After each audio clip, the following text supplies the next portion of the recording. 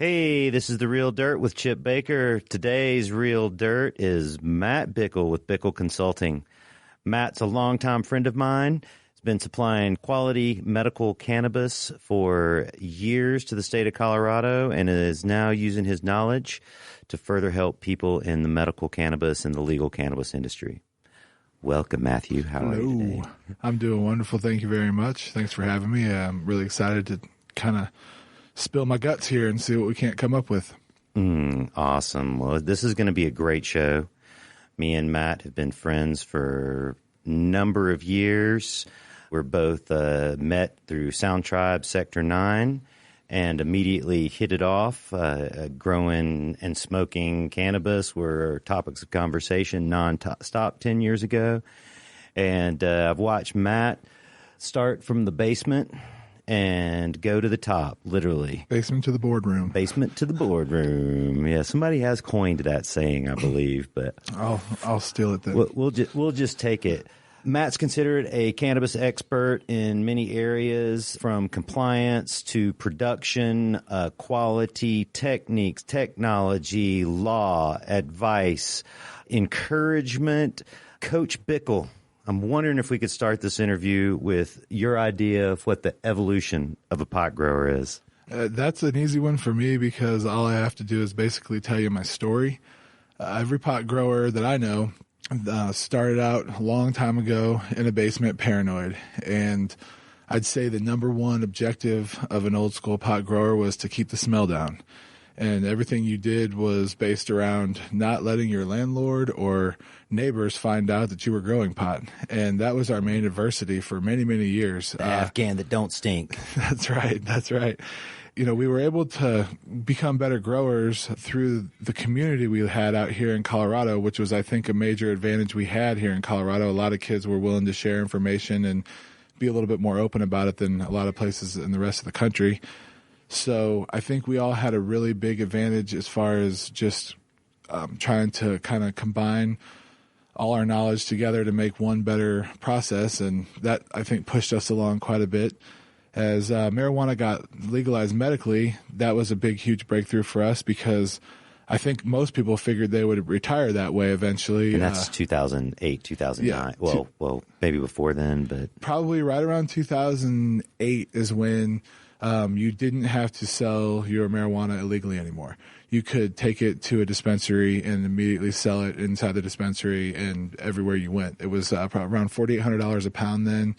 You could grow weed in your closet, your basement, your garage, your backyard, and just walk into any dispensary unregulated and sell pounds of cannabis. 100%. And those are considered the backpack days. If you were to look into the made-up hippie terminology, we had you basically threw your weed in a backpack, went in and sold it, and got cash. There was some consignment, but a lot of it was cash. People were, liquidating it so quickly back then, especially the good stores, that there was no problem bringing it in. You couldn't grow it fast enough. And I remember the rush of it. People would be out. Yeah. Right? Oh, yeah. Stores would be out Empty at the end jars, of the day. One jar. People would hustle when the harvest was. And yeah. Oh, yeah, man. I remember those early Lodo days even were like that. Yeah. We couldn't grow it fast enough. So that started to evolve to, it got to be where vertical integration was required, which vertical integration was first introduced in the medical marijuana field, and that basically means that in order to sell marijuana, you had to grow and produce your own. Right. There's a percentage you're allowed, but you have to grow up to 70% of what you sell, which is basically the majority of all your inventory. It required, I always called it the Rockefeller rule, which they made a rule against it with John D. Rockefeller because he had monopolies on the steel company, the railroad company that brought the ore to the steel company, the building company that built with the steel, and they fought against it. And here in Colorado, ironically, I feel like they forced it on us at first on the medical industry, which is obviously the first and only industry at first. From there, after people were forced to be vertically integrated, these stores were forced to hire all these good growers that had the best backpack full of weed for the past few years. And in 2009, 2010, everybody had to kind of go find a grower, and that's where, as a grower, we had to evolve very quickly. So people are walking into shops They're selling weed. This is 2009, 2010. Yep. Right. The laws are just changing to where now it's a regulated environment to where you have to grow and sell the cannabis. Precisely. Right. And that's what you're talking about, vertical integration. The regulations started and changed. Exactly. To where, it's changed over the years, but it started out at like 70% or something. Yeah, and actually that's never changed. The only thing that's changed is on the rec market, they got rid of vertical integration, which we'll go into later. Right. In the medical, they still have it. Right. Yeah, it's still to this day the exact same. Which, I honestly think vertical integration was one of the best things that could have happened in Denver because it really kept the market growing. Many players got to be involved. Exactly. Good things for cannabis, too. Many strains came out of this. People couldn't rely on buying wholesale cannabis. They could only buy 30%. So many dispensaries have 20, 30, 40, 50, 70 different strains. Exactly. I agree with you. I think it's really funny how it just evolved so quickly. One of the proudest moments I have of all the people in the marijuana industry in Colorado, at least, is that we just kept jumping through hoops, and where everyone just thought, they could regulate us out of this industry or find a way, too many hoops for us to jump through. Everyone just kept, like 70-30, done. And the exact explanation of 70-30 for everyone listening is that you have to produce 70% of what you sell in-house, and you're allowed to purchase wholesale 30% of what you sell. And to come up with that number, it's in a year's time. It's a difficult number because, as you can imagine, you sell so much product at different speeds and different rates.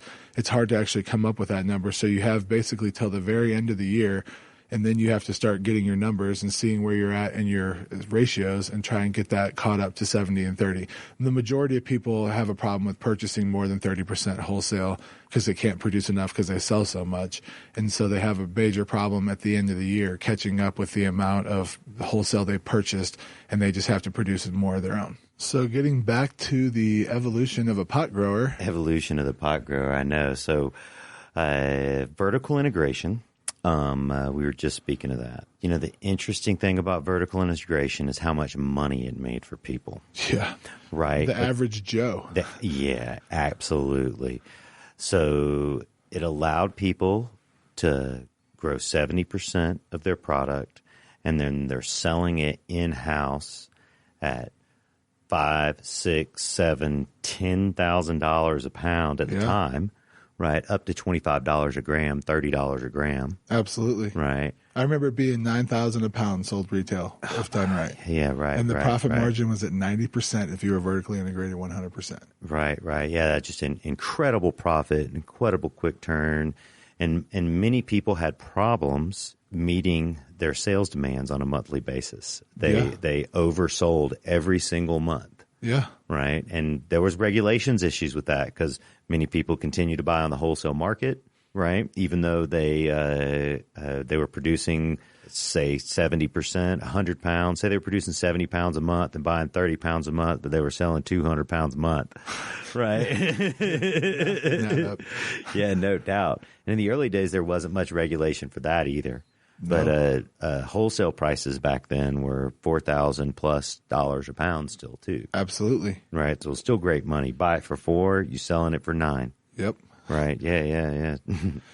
So that went on for a while until everyone, that's basically where we all got jobs. The cream got to rise to the top. All the best basement growers got to get a job in a dispensary. Everybody had an opportunity. A lot of people failed. A lot of people succeeded. That was basically how it kind of stayed until January 2012 when marijuana got legalized on the recreational side. And that's when the lid blew off the thing, and that's when everything changed. Right. Now, when did you get a job working for a dispensary? Well, I worked with Colorado Alternative Medicine, building out their grow and helping them grow before you had to have a badge, before there was any regulations. Right. Then I kind of separated ways with them and started working at Loda Wellness Center in 2010.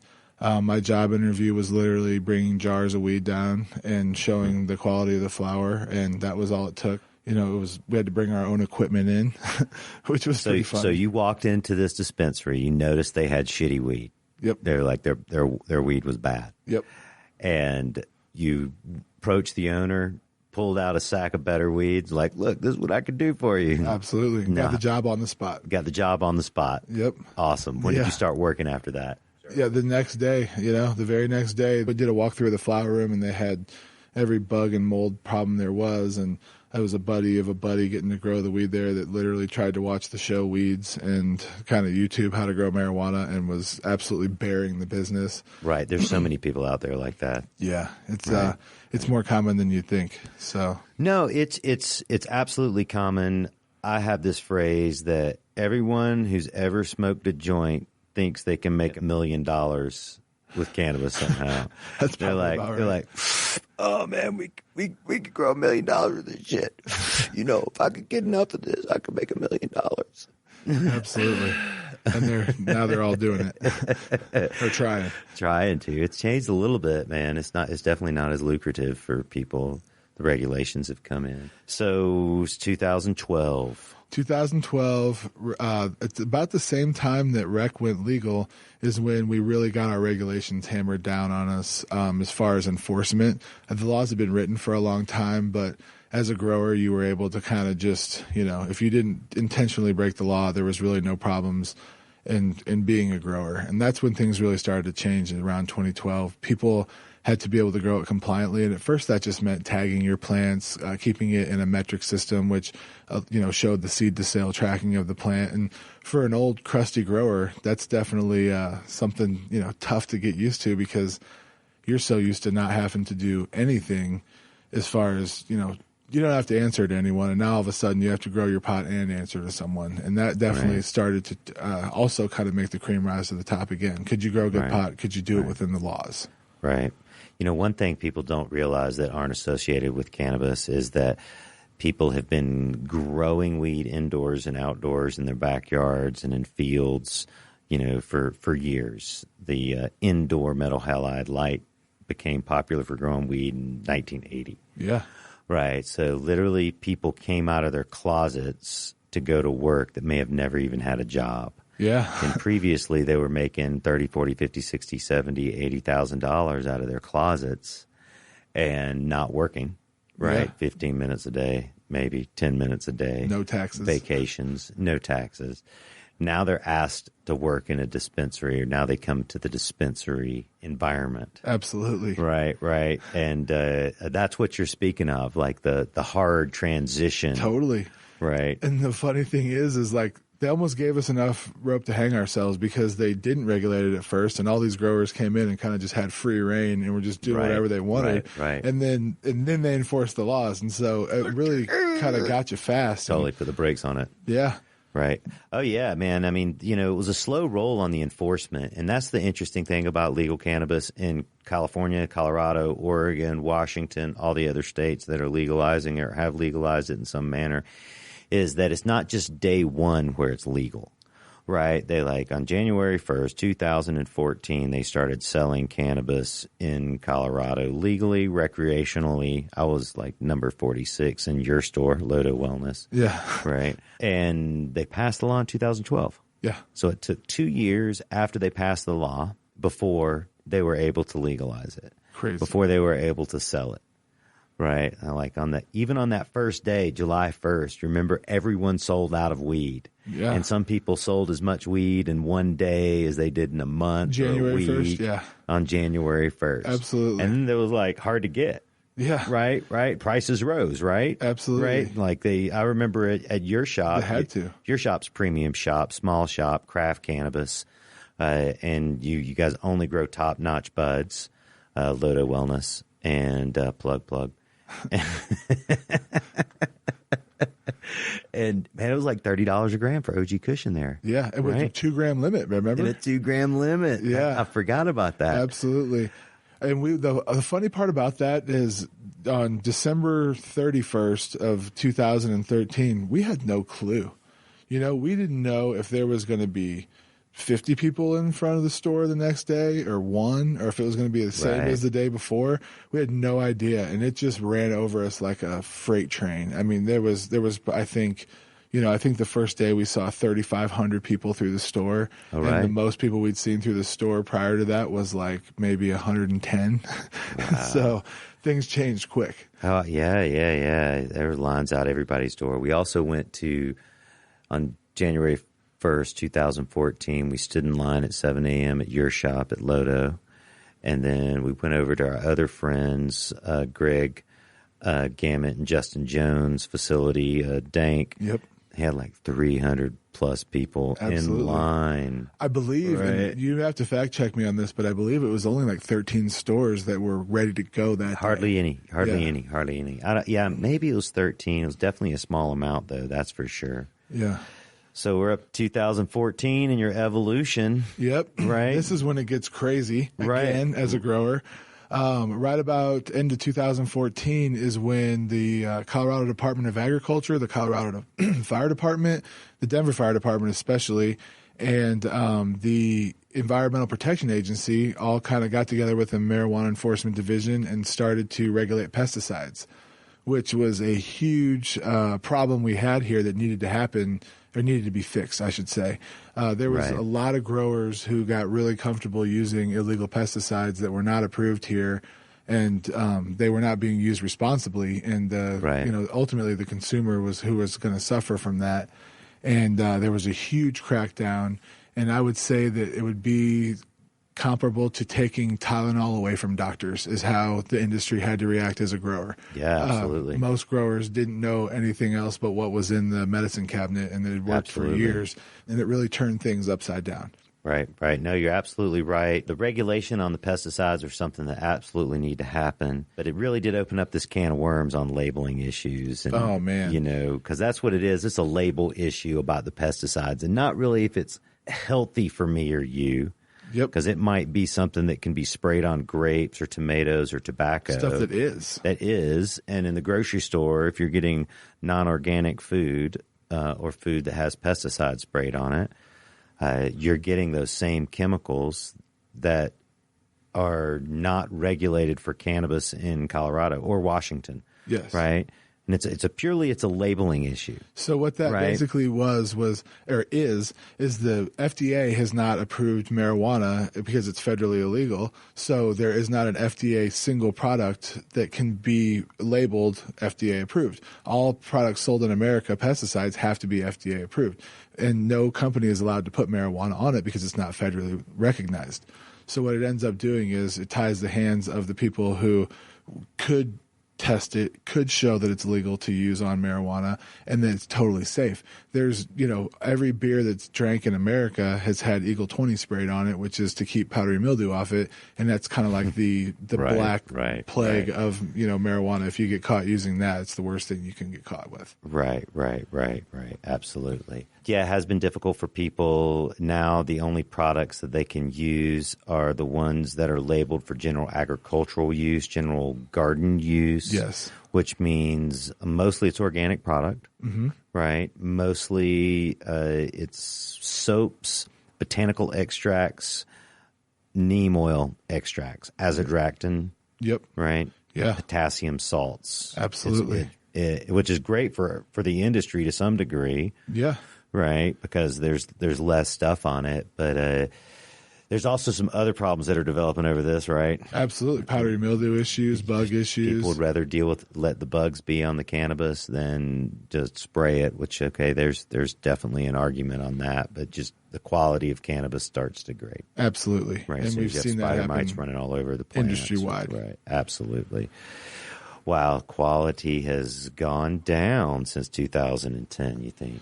I think so, and it's probably a safer product to smoke, at least without knowing any better. If every single batch of marijuana was tested, I think we'd find out that when responsibly used, some of these pesticides would be great for the industry and for the entire the consumer. Absolutely, with proper integrated pest management techniques. Yes. I mean, as far as like a nursery style where all your starters get the illegal pesticides, or not illegal, but just harsh pesticides on them, and then they get sold to a grower who can then, who's not allowed to use them, and you could go the entire life cycle of the plant. So by the time you were to test it, the final product, the flower, there's absolutely none of the chemical in it. Then we've done ourselves a great favor, because another problem with the organic sprays is not enough people know how to use them. They're being overused, and people are overspraying their plants. And that's where the quality is really starting to suffer. You're just burning the hell out of your plants with all these sprays. There's so much misinformation on pesticide use, because when people read the back of the bottle, or consultants look at it, or pesticide people look at it, they have no history with cannabis. Yep.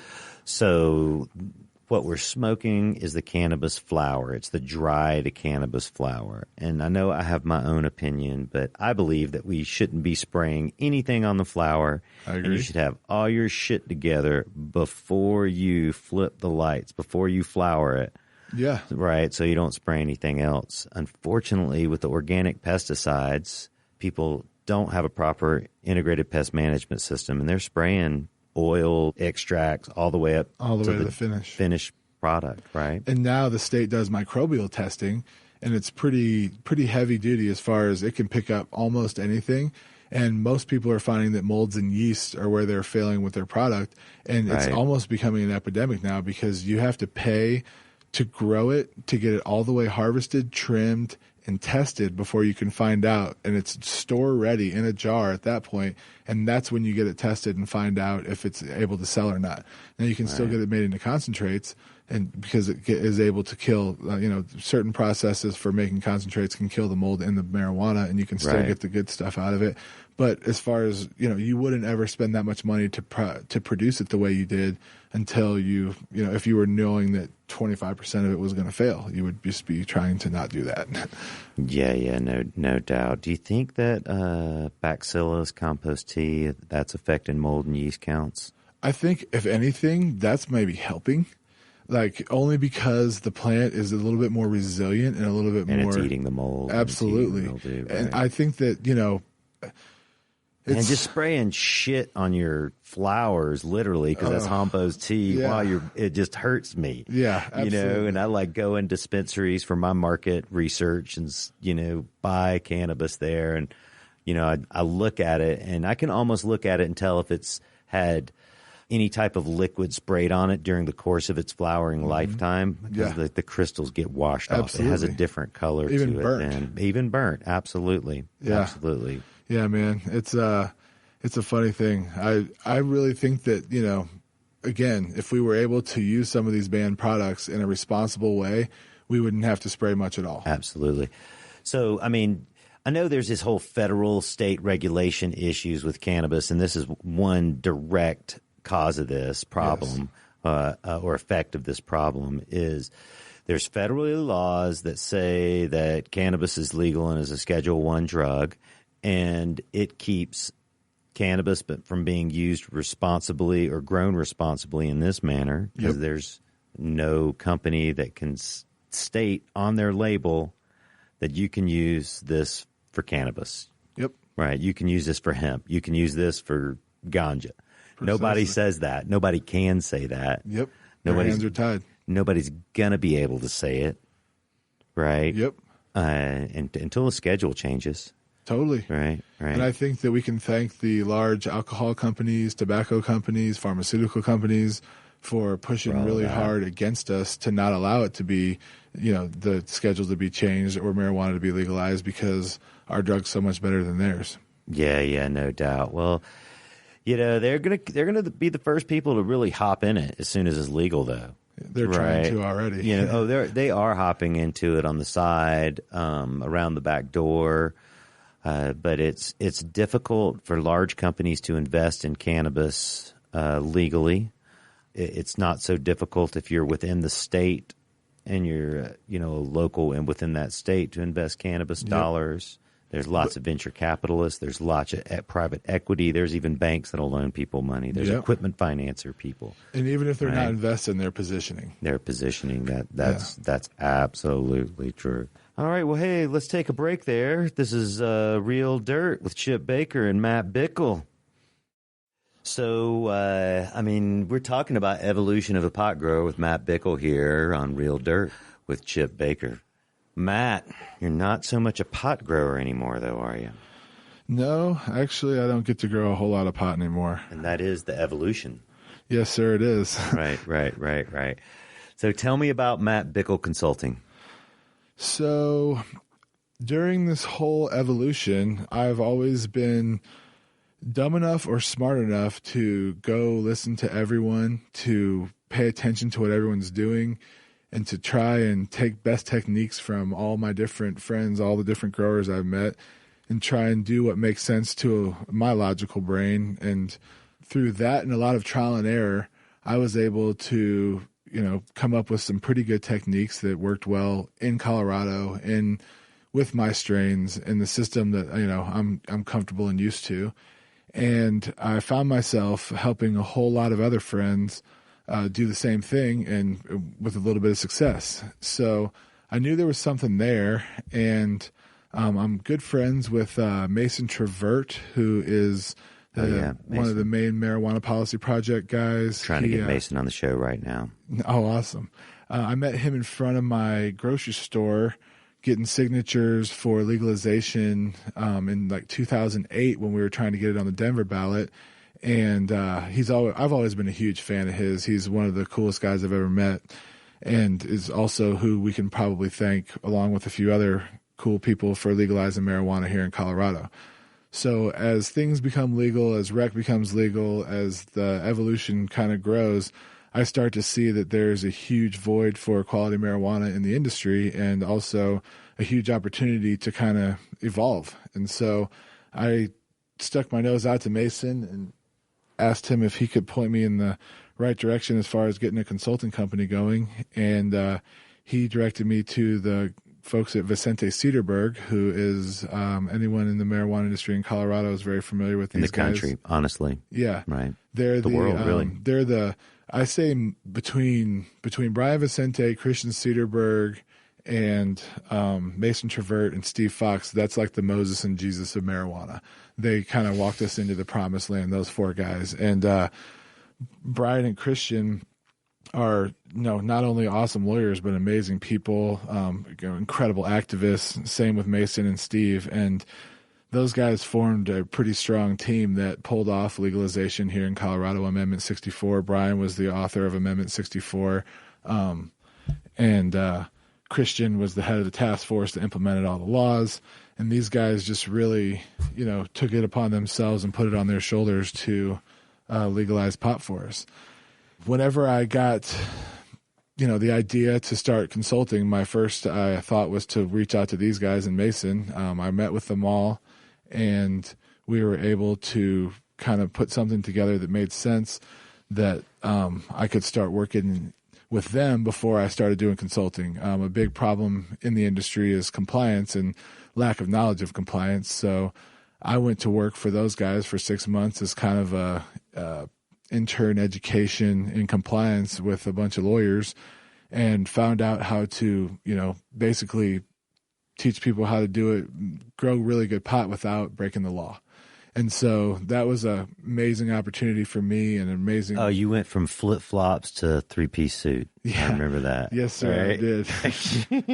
Thank God I don't have to wear those suits You're back anymore. to flip-flops now, right? Yeah, right. Presently. So working with those guys was a huge eye-opening experience, as to just, how many more layers there are to this industry than just growing a plant and sticking it on a shelf. You talk about in your blogs the grower, the dealer, and the smoker, and this was truly the full circle. I got to see the entire, process of marijuana from a regulatory standpoint, all the way through, the entire sale of it and the compliance that goes involved with that. A big way I like to explain it that someone taught me was that the Colorado marijuana industry is regulated as if the wine industry were to be regulated by them making you count the grapes versus the bottles you sell. So we don't get to just package all the marijuana up and put it in a bag and count how many bags we sold.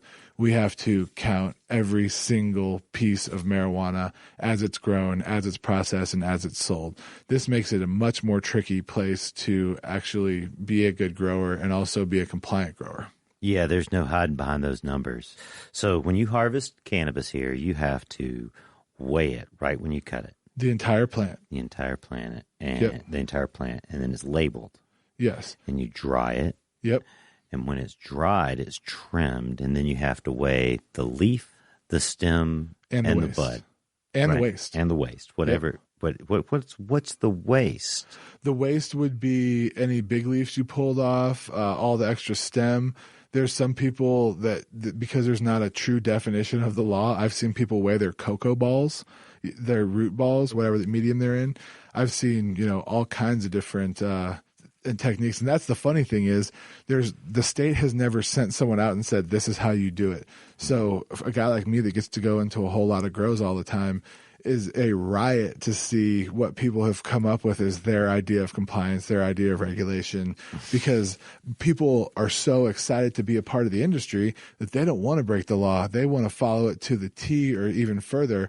And so their interpretation of what they read or whatever attorney they have or, however they come to these conclusions is absolutely a riot. I've seen, people just doing the craziest stuff, trying to weigh the moisture in the air to see if they had to account for that as a plant loses weight as it dries, and just absolutely insane, idiotic things. So you've gone to dozens or hundreds of grow rooms through this Bickel Consulting. Yes. Right? I wouldn't say hundreds, but maybe 100. Right. Yeah, it's kind of hard to keep track. Well, man, when you first, in the early days with the compliance issues, like I remember you were just like 3-4 a day. Yeah.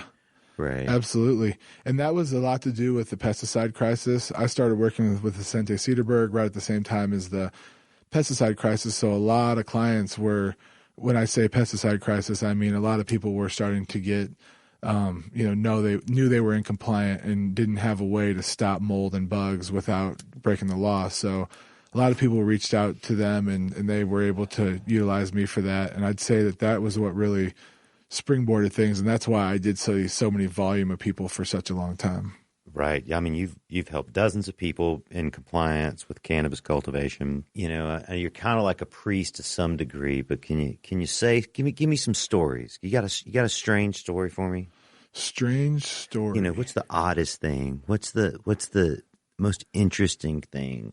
What's the craziest thing you've seen at one of these grow rooms? Well, one of the craziest things I've seen is last year, a client of mine down in southern Colorado decided to grow 8,000 plants on 9 acres, which was all outdoor, all organic, all from seed. And the craziest thing I've ever seen in my life was the attempt at the very bold attempt at trying to do that with a very small staff and not the best equipment, I guess. Just going for it. Yeah, just head over heels went for it. It didn't go so good, I'll say that, but it was one of the most interesting educational experiences of my life. Right. The adversity of true farming versus growing pot and how spoiled you are inside a greenhouse, inside a warehouse where you've got environmental control. Mother Nature is not whipping your ass on a daily basis on your plants and you. The physical toll it takes on your body. That's definitely one of the more mind-blowing experiences I've had as a grower. And just driving up on 8,000 plants is pretty cool, though. Yeah, absolutely. Well, I mean, I've been selling cannabis farmers equipment for 15 years. I've seen this type of thing happen over and over again. People like to bite off more than they can chew. Yeah. We do it when we go to a buffet. I've been to a buffet with you. Right. True. And we like to bite off more than we can chew. Yeah. Right. The enthusiasm of I'm going to crush it. I'm going to blow it out. Yeah. Right. Well, and then there's a fine line between trying to grow money and grow marijuana. Right. And I know that's one of the points we had talked about going over today. Growing money. Are you growing money or are you growing weed? I found that, I'd say if you wanted to look at the industry as a whole, the first 25% of the lifespan of the industry was all basically people that wanted to grow marijuana, that wanted to grow good weed. Money was a bonus. They knew they were going to get it, but you had to stick your neck out there at the beginning. Right, because you wanted it. You had to want it. And you very well could have gone to jail as far as we knew. Right, there were still people getting raided in California, dispensaries all the time. We had no idea the federal presence that we were going to receive here or lack of, which is what we did receive due to the fact that we were able to regulate it a little bit faster than California. But without not knowing that, everyone who was working in the industry for the first 4 or 5 years was sticking their neck out there, gambling. Oh, yeah. All the people that are invested now were calling us idiots back then. It was definitely, only growing weed. Right. Yeah. California's had such a long history of cannabis cultivation and legal enforcement over it. Yep. And Colorado never really got that. Because we wrote the laws so much faster. You wrote the laws better, even to some degree. And California's just dealing with their laws right now. But, I love California, lived there 15 years. Huge state, great state, still have a home there, love the place. Absolutely. It's got its fair share of problems with any law or commerce. Yeah. We're strictly speaking government here. We're just strictly peaking government here. So we can beat up. If you're out there and you think I'm Cali hating, I ain't. Absolutely not. Matter of fact, you should send me an ounce of dank California weed anytime you want. But that's awesome. But Colorado made it happen because they were able to, through a legislative process, legalize the use of medical cannabis and put in regulations to control it. Absolutely. No one else had done that before. Yes. Right. And that's what really made it successful here. Yeah.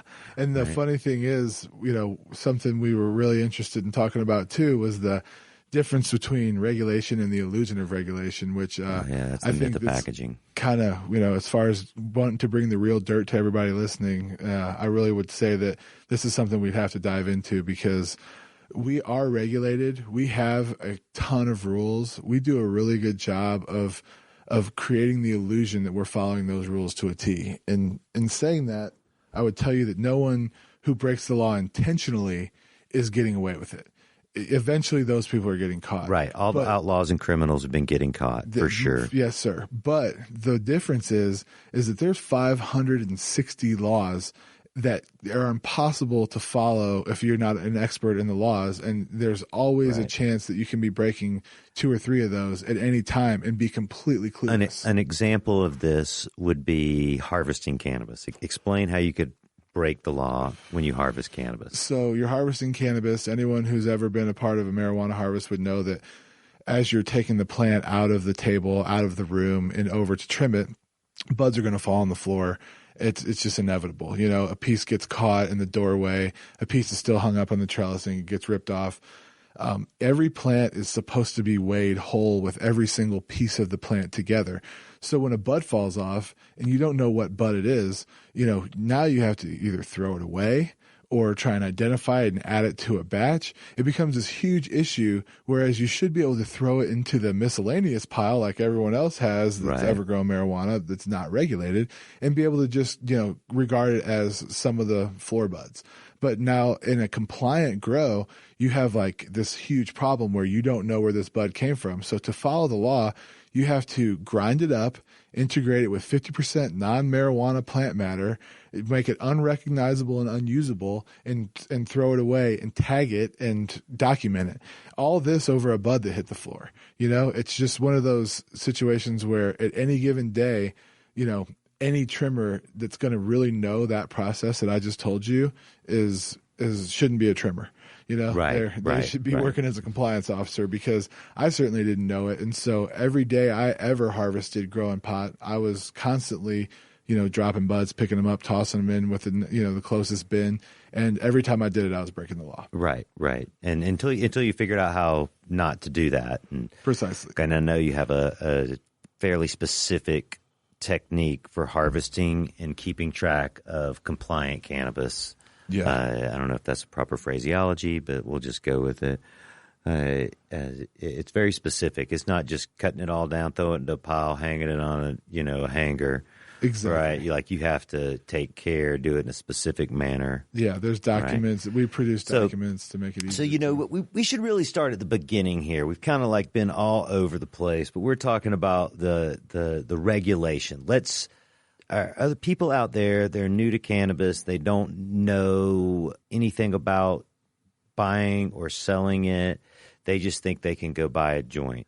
They just think weed's legal now, and they buy a joint. But let's talk about what regulation really is. Regulation is It's a big, huge net that the government has cast out to catch every dollar they possibly can from this industry because it's a very lucrative and promising industry. Right. Bureaucracy. Absolutely. It's also regulation is a way to just, obviously police the industry to not let it get out of control. It was the only way that... To keep the criminal and outlaw element out of the business, for sure. You have to have regulations. Yes, sir. And also, I think that with, the entire rest of the world putting Colorado under the microscope, being the first regulated marijuana industry with a huge market, and, everyone kind of wanted to hone in on us, I feel like they, in writing the laws, overregulated them, but then also didn't really have an understanding of how to enforce the same laws they wrote, being the state of Colorado. They just sounded like a good idea on paper. Yeah. Right. They sound amazing. But to go live those rules, those 550 rules on a daily basis, to try and follow them, to try and do it correctly is incredibly difficult. And everyone does it. And they also wrote an entire new terminology for us. Metric program, which is the seed to sale tracking program that's state required, is an entire industry of terminology that everyone had to learn. And it'd be kind of like if, someone gave you a board game and showed you the rules to the board game and said, all right, go do this for millions of dollars. Like it's, just completely out of left field, this tracking program that no one knows how to really use. And everyone's just kind of becoming experts in the rule book. And I know people that are making a crazy living just by being experts in the rules, Right. Absolutely. So many areas, so many ancillary businesses have developed with legal cannabis, and compliance officers, so to speak, compliance consultants. That's one of the things you do is you consult people on compliance. You walk into their grow room and you say, hey, this is how you're out of regulation. This is how you get into regulation. Yep. Right. Yeah, and it's I would defer any of the big stuff to the compliance department of Vicente Cedarburg just because they have their finger on the pulse of the rules a little bit more than I do. But a bonus of having me around is I can walk through as a former employee of theirs and be like, hey, that's missing a tag and it's over 8 inches taller and 8 inches wide, you can get your place shut down. So I can offer little bits of advice here and there, but between the two of us, we can sew you up solid as far as compliance goes. All right. So, hey, let's do this cool little exercise. This will be great. In a short phraseology, let's go through it from start to finish of growing a plant. Okay. Right. Try to we'll just keep it to small compliance sentences. Let's keep this in compliance. Okay. All right. Where do we start? So where you start is okay. Let's back it up. We've already have a compliant and legal grow room. Okay. So we're standing in a compliant and legal grow room, and we're going to go cut a clone off of a mother that is tagged and put in metric as either a medical or recreational plant. There's no difference. Metric is the state's tracking system that tracks the cannabis seed to sale, clone to sale. Absolutely. Right. So in this metric program, the program knows what room, you have to have every room labeled or numbered, and it knows what room the mother plant is in, and it knows that the plant is there. It knows the number on the plant, and it knows whether it's recreational or medical. It's only difference RFID being tag. Yes, sir. And the only difference is the color of the tag makes it medical or recreational. So that's the only difference between medical and recreational in the grow room. Yes. Is the color of the tag. Absolutely. That's the exact same plants. Yeah. On the clone. You're saying that you have sour diesel plants, you take 50 clones and you put a recreational tag on it, and 50 clones and you can put a medical tag on it? Well, you have to cut 50 clones from the medical sour diesel mom, or you have to cut 50 clones from the recreational sour diesel mom. You have to have a match of each mom, one of each, but they're identical plants. They're the same plants, DNA. Same plants. Okay. Yeah. So you cut a clone from this mom, and you have to tell metric. Metric, we're going to talk a lot about here throughout this process because it's basically big brother looking over your shoulder.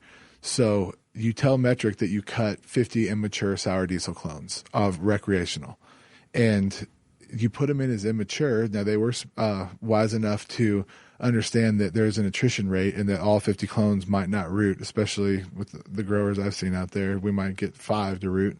but hopefully you get 45 to 50 of your clones to root. At that point, they become immature plants. So when they have roots, they still don't need a tag. They're just basically considered a clone at that point. Does that make sense? Yeah, absolutely. Okay, so you take that plant and you pot it, and once do they call them cuttings or clones in the law? Clones. Okay, clones. Yeah, and they're in the clone stage. Once they're rooted, then they're accounted for as a real plant, but they don't need a tag until they're 8 inches tall or 8 inches wide. So you basically take a plant, it's rooted, you pot it, whatever your medium is, it grows to 8 inches tall or 8 inches wide. It's still in the metric as a immature plant or a clone. And then once it's 8 inches tall or 8 inches wide, there has to be a tag associated with it, and it has to be attached to the plant. So you can't take it off the plant. Mm-hmm. That is basically gets you into the vegetative state of the plant. Now you, at that point, will actually switch it to vegetative in the program on the computer. Okay, and register the plant. Yeah, well, it's once you associate a tag with it, the tags are registered when they send them to you. So as soon as you associate a tag with the plant, it's already got an RFID tag that the state knows it sent you and is already like in the system. They probably pre-put them in the system for you. It's pretty cool. Right. So basically, if you go to type in the serial number of a plant tag that isn't there, it won't even show up in the computer because the state has to issue you the tags that have the serial numbers on them already. Right. That's a little complicated, but that's just because we're stoned, probably. No, you did that great, man. That's great. I'm following you. I'm learning some stuff here. So now we've entered the vegetative program on the software. Yep. And you will, at that point, have to designate what room it's in again. So it's probably going to go from maybe a clone room to a veg room. You have those rooms labeled, pre-labeled in your program, and so you just say it went from the clone room to the veg room. While it's in the veg room and it's got a tag on it, it's completely compliant and ready to go as far as the state's eyes. Besides, when you switch it into flower, you need to tell the state that it goes from the veg room to the flower room, and then it stays in the flower room until harvest, which is when it starts to get a little more complicated. And upon harvest time, you go in, you cut down the plant, and you weigh the entire plant whole. Then you go into metric, and you tell the plant its entire wet weight.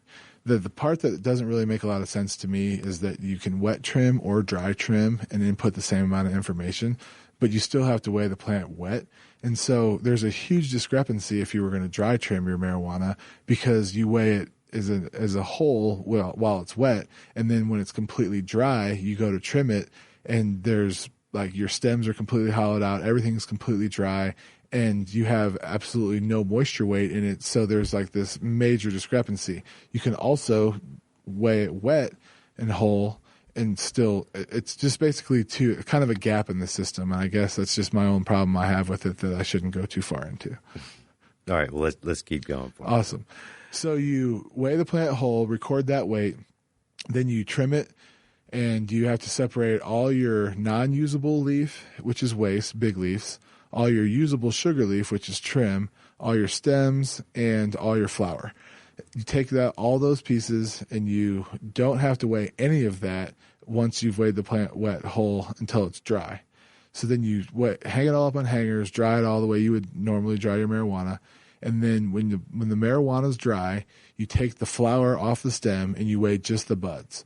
That goes into a package as a flower package, and you would fill up a jar, designate the 97 grams you got off the one plant of sour diesel, and tell the state that you have a package that's 97 grams, and it will receive a package tag at this point. So the tag that was on the plant for the entire life of it is now trash and discarded, and there's a package tag on the jar of marijuana where all the dry product goes.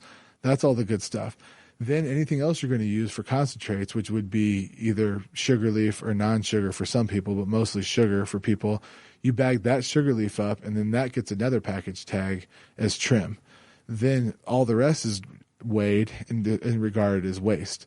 Then you have to take all that waste, and I spoke about this a minute ago, but this is one of the crazy fun laws of Colorado marijuana industry, is we have to then take the waste and grind it all up to where it's unusable and unrecognizable. Those are the two terms of the law that are very important to them. Okay, so you've got some waste product. Yep, stems and big leaf. You grind it up, and what do you mix it with? So there's actually a list in the law of the things you're allowed to use.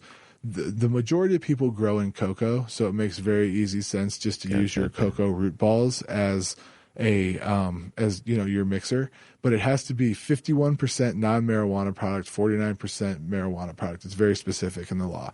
So you have to use more than half of non-marijuana product and commingle it to where you couldn't tell what it was, unusable, unrecognizable. You couldn't say that's a pot leaf and be able to use it. So most people have gas mulchers, send all their stems through the gas mulcher, send all their leaf through the gas mulcher, which should be enough to throw it away right there, in my opinion. Then you have to mulch up all your root balls. Then you have to take a shovel and mix the two together, until you have 51% non-marijuana product. Then you have to shovel that shit into a dumpster, and then that dumpster has to be locked and secured in a fenced-in area with cameras on it. And is it in the dumpster? It just goes to the garbage at that point. Yeah, goes totally. To landfill. Yeah, most people are hopefully composting at this point. It's an option that you are allowed to use, and don't have to, unfortunately. But most of the clients I work with use a compost company. There's actually some companies that will come right to your front door and pick it up and do that entire process I just told you for a very hefty fee. Right. Wow. So that's the life of a tag plant. So I got a couple questions here. You have some clones that you've tagged. You got some plants that are in the vegetative state that you've tagged. You've got plants in the grow room that are flowering that you've tagged. Mm-hmm. Right. So inspector comes in. Right. How do they count all the plants and make sure you have your number of plants that you're supposed to have in there? How do they keep track of it? They're supposed to have an RFID tag reader that they could walk into the room, shoot a gun, and it'll bring up every plant in the room. They didn't account for the fact that the RFID tag readers didn't work when there was ballast in the room. Oh, geez. And every grow room I've ever been to has some ballast in it. Right, electronic interference. Unfortunately, though, the first phase of the process was a failure for those guys. They do, though, have Metric, which is the program we keep speaking about. So it's all database entry. Yep. And you can actually, you have to input every single plant into it and tell it designate. And you just scan it with a scanner. Yep. One at a time. Yeah. And those seem to work fine. The RFID, so a scanner being a barcode scanner, and there's a barcode on every plant, versus an RFID reader, which is the little electronic tag that's inside of the tag, or electronic chip that's inside of the tag, that wasn't able to work with ballast. So this is the seed to sale that everybody talks about. Yep. That's what you just spoke of. Right? That's seed to store, and store to stale is just a little bit more that I won't claim to be an expert in, but is a very complicated part of the Metric program. It starts to get really, really tough to kind of keep tabs on something that is fluctuating in weight in a really dry atmosphere. Being Colorado, no humidity, and as you open the jars and sell the pot, you lose moisture weight, and they're trying to regulate it all the way down to the single grape, like we talked about. So unfortunately, it starts to make a lot of discrepancies. If you have one complaint about the system that would make it better, do you have just one? Is there one? I would say, I've already said it, is they're trying to regulate it like making us count the grapes in the wine industry. And if they would just let us sell, regulate it like wine, whereas how many bottles did you sell, how many ounces, how many pounds, versus, how many grams. How many grams did you grow? Because they're so worried about the diversion of marijuana, where in fact no one would be stupid enough to want to sell it illegally, in my opinion, because this is such a beautiful thing to be a part of. Why would you screw that up, Right. Is it hard to enter the marketplace to be in the illegal cannabis grower? To be a grower, yes, absolutely. To sell it. Yeah, there's a way in to be a part of the industry always. You can always get a job as a trimmer. If you're the best trimmer there, you can get a job as a grower. If you're the best grower there, you can get the head grower job. You can evolve yourself, but it's definitely tough to get. But they just won't let anybody in, as you have to have some type of run a background check on you, right, in order to become a badged employee in the cannabis industry. That's a major hoop jump. Right, major deal right there. But I do know that 15 or 16,000 people had badges Yeah. as of January 1st, 2016. Which is amazing. Right. Yeah. 16,000 jobs. Hey, man, it was up from like 7,000 the previous year. Yep. Right. Because of recreational cannabis. It increased that many more jobs in the area.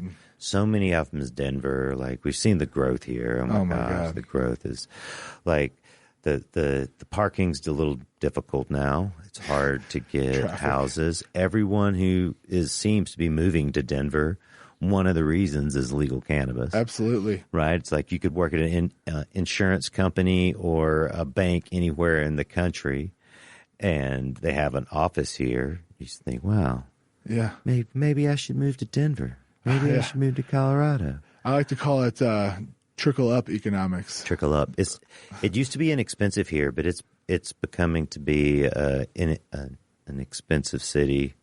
Yeah. Right. Great place to live, though, man. Oh, I love it here, man. Mile High City. Mile High City. Coolest city in America. Yeah, the locals, they gripe about the influx of visitors, of new people coming to move here. Yeah. Oh, yeah. Right. Most of those people have come from outside the area, like myself and you. Yeah. A lot of transplants out here. There's lots of transplants. There's not so many California natives anymore. Yeah. Right. Many people from all over the world have come here for the cannabis movement, for legal cannabis. I've met so many interesting people. It's really incredible, like the explosion of intellect and technology and ideas and growth, right? You get people talk from about nanotechnology to business law and politics, all in like 5 minutes. And guys like Chip and I get to have conversations with them now because marijuana is relevant as anything they have to talk about. Oh yeah, it's great, and we've had such like a long time of being involved in the cannabis industry in some way, but not being able to talk about it, right? And not being able to speak to people publicly about it. Now our information is valued and rare. And rare. I mean, both of us have a lifetime of involvement in the cannabis industry in some manner. Many people want to get involved in the cannabis industry right now. It's hard to gap 20 or 30 years of knowledge. Absolutely. Right? And with just a business plan. Yeah. Right. And a pocket full of money. Yeah. You see it. You see people come in and invest money into new businesses. You've seen people succeed. You've seen people fail. Oh, yeah. Right. What's the biggest hurdle to overcome? Greed. I wasn't expecting you to say that. Yeah. Okay. Greed. So, wow. Well, that's such a different topic. But let's talk about greed. Yeah. Right. Everyone thinks they're going to make $1 million growing weed. Yep. Right. And we already talked about it. You growing money or you growing weed? You're growing money or growing weed. Yep. Right. Quality cannabis will make you enough money. Yes, sir. It hasn't led me astray yet. Right. I'm still eating well. It's something that I feel. Did you bring any weed over here? I did not bring any weed over here. Damn. Yeah, I should have. All right. I'm slacking. That's cool. It's cool, bro.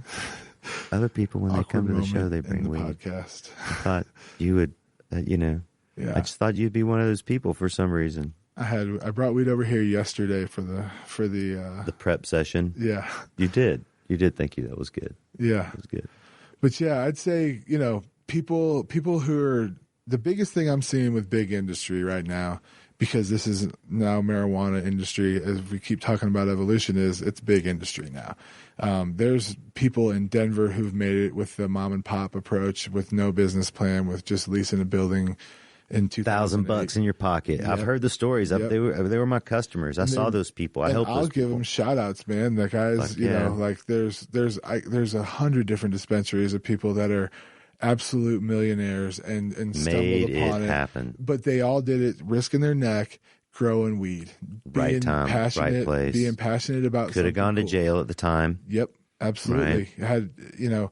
Had every reason not to do it and did it and got successful for it. And if you go around like a quote unquote pioneers group of people in the industry, you could sure not know that they're some of the leaders of an industry, because it's people, from every walk of life who were willing to roll the dice and not be greedy and got blessed for it, And as we've become a big industry and big money's come into it, people can try and hide behind the whole hippie vibe of marijuana or the whole feel good. We're trying to do this because it's a beautiful plant, but hey, bro, they can't go more than 10 minutes without this talking about $500 ounce. Yeah, they can't. Everybody, it never fails. You meet with an owner of a company and they're like, thinking about going into marijuana. We're really all about quality. We want to do everything the best. How much can we get? It's like, well, how do you need to know how much you can get if you only want the chronic? Sometimes the chronic's not as much. You don't get as big of yields, but people are all about bottom dollar, and that's something that we're trying to really, my company and all my friends and the people I'm associated with are trying to sift our way through. Yeah, this is something we talk about. Like, is it Budweiser or is it, Pinot from Anderson Valley? Absolutely. Is it, high-end product, or is it just mass-produced? Totally. And we're the minority. Like the majority of people are going to be interested in going out and getting a good Budweiser, something that they know is consistent. With marijuana, they don't want to get too high or not get high enough, so they want a consistent thing. Absolutely. Absolutely. I mean, that's where the import weed market has gone for years. Yep. Is people just like to get a little high, right? Just after work, working hard, the doctors and lawyers and carpenters and such, and they come home and they take 3 hits, on their joint that they rolled 4 days ago. Yep. They put it back in the ashtray and they go into the house and have a great evening. They've relaxed and the midnight toker. Yeah, the midnight toker. Absolutely. That's most of America. That's most of the world. Yeah. People say it to me all the time. Oh, your stuff's too strong, Chip. Yeah. Right? People tell you that totally. too. Oh, is that Bickel weed? No, I don't know. And that's why I just have one hit. That's why we have to, that's why we have to be good at what we're good at, and also, know that we ain't many. There's not a lot of us out there that are like, I want to get blasted off at 8 o'clock in the morning all day long until I go to bed, and I'm not saying you have to do that every day, but if you want to and you can function right and be a productive member of society, then you go get it, Yeah, go for it. Go for it. Supply and demand. That's right. Supply and demand. Yeah, this one thing that people underestimate on the cannabis market right now is how much demand is increasing. Yeah, and how much supply is increasing too. It's a funny race. It is a funny race. It is a funny race. But locally, there's maybe an infinite market, but in the visitors that you see come here. Oh, unbelievable. Right, it's unbelievable. All walks of life. People who've never used, cannabis or haven't smoked a joint in 20 or 30 or 40 or 50 years. Our nation wants to get stoned. Yeah. Everybody. The one thing I've noticed about people coming here is there's so many people who won't smoke marijuana, even though they can get it illegally where they live, and probably understand that they're not doing anything morally wrong. They won't break the law. And, it's a funny thing because my whole life was more than willing to break the law if morally it wasn't something that I had a problem with. And the easiest one for me there is marijuana. I never found that marijuana was anything wrong with it from the day I tried it. And so morally, I had no problem with purchasing it illegally. And all these people that are coming from out of town will only do it here, will only purchase it here because they're not breaking the law and they have no other problems with it. Our country needs to legalize marijuana. Legalize it. That's right. Who's listening? Go tell your politician. I'll advertise it. Come on, everybody. Legalize it. Yeah. Yeah. So let's talk about the supply, man. Here in Colorado, that's one of the conversations right now. Is wholesale market is changing rapidly. Yeah. Right. That is due to the fact we dipped into it a little bit earlier, but vertical integration, the 70-30 law, was taken away from the recreational marijuana industry in October. And you help me with the dates, someone who's editing or something. But blah, I believe, blah, blah, blah. Yeah, right. I believe it was October. We'll have a fact checker on the website. This is up. But basically, that meant that you no longer had to produce any weed, and you could just purchase all your weed from somewhere else if you wanted to. I think this was a huge advantage for people that were terrible at growing pot because they could all of a sudden get all their product somewhere else. What they did along with getting rid of vertical integration is they started to allow people to purchase licenses for cultivation only. And that is where big industry started to happen. That's when basically that means that I can come in with my buddies, build a big, huge greenhouse, warehouse, Big, marijuana huge production is how facility. big? What's a big one? 150,000 square feet. 150,000 square feet of greenhouse. Yeah, that's a monster. That is for Recreational 3 acres, wholesale, 2 acres, 2+ acres, 2.5 acres. 2.5 acres, all for production of wholesale marijuana. You have no longer do you have the responsibility or the burden of doing anything past growing it, putting it in a bag, and shipping it off and having it being sold. Right. I think you're a lot growing of people, lettuce. You're growing cabbages. Precisely. And you're out of the retail market. And the vertical integration that was forced upon people earlier allowed a real crazy parallel, because you could be the best grower in the world and have no clue how to run a retail store, and you could be the best retailer in the world and have no clue how to grow marijuana. And so there was a huge discrepancy. Now that's wiped out, but that allows big industry who never wanted to get involved in necessarily the retail side of things. That allows these people to come in and just make huge production facilities. And to an investor, to a businessman, to an outsider who was maybe going to roll the dice but was not sure, this was a sure thing. At the same time, about 6 months later, they started allowing out-of-state investing in Colorado. And that really blew the lid off things, because now all of a sudden there's a lot of risk takers out there who, have sat around and watched this thing get big for a few years. And so they want to dive into it head over heels and, make the biggest play they can with a bunch of investors. All of a sudden, we've got a ton of supply come flooding our state.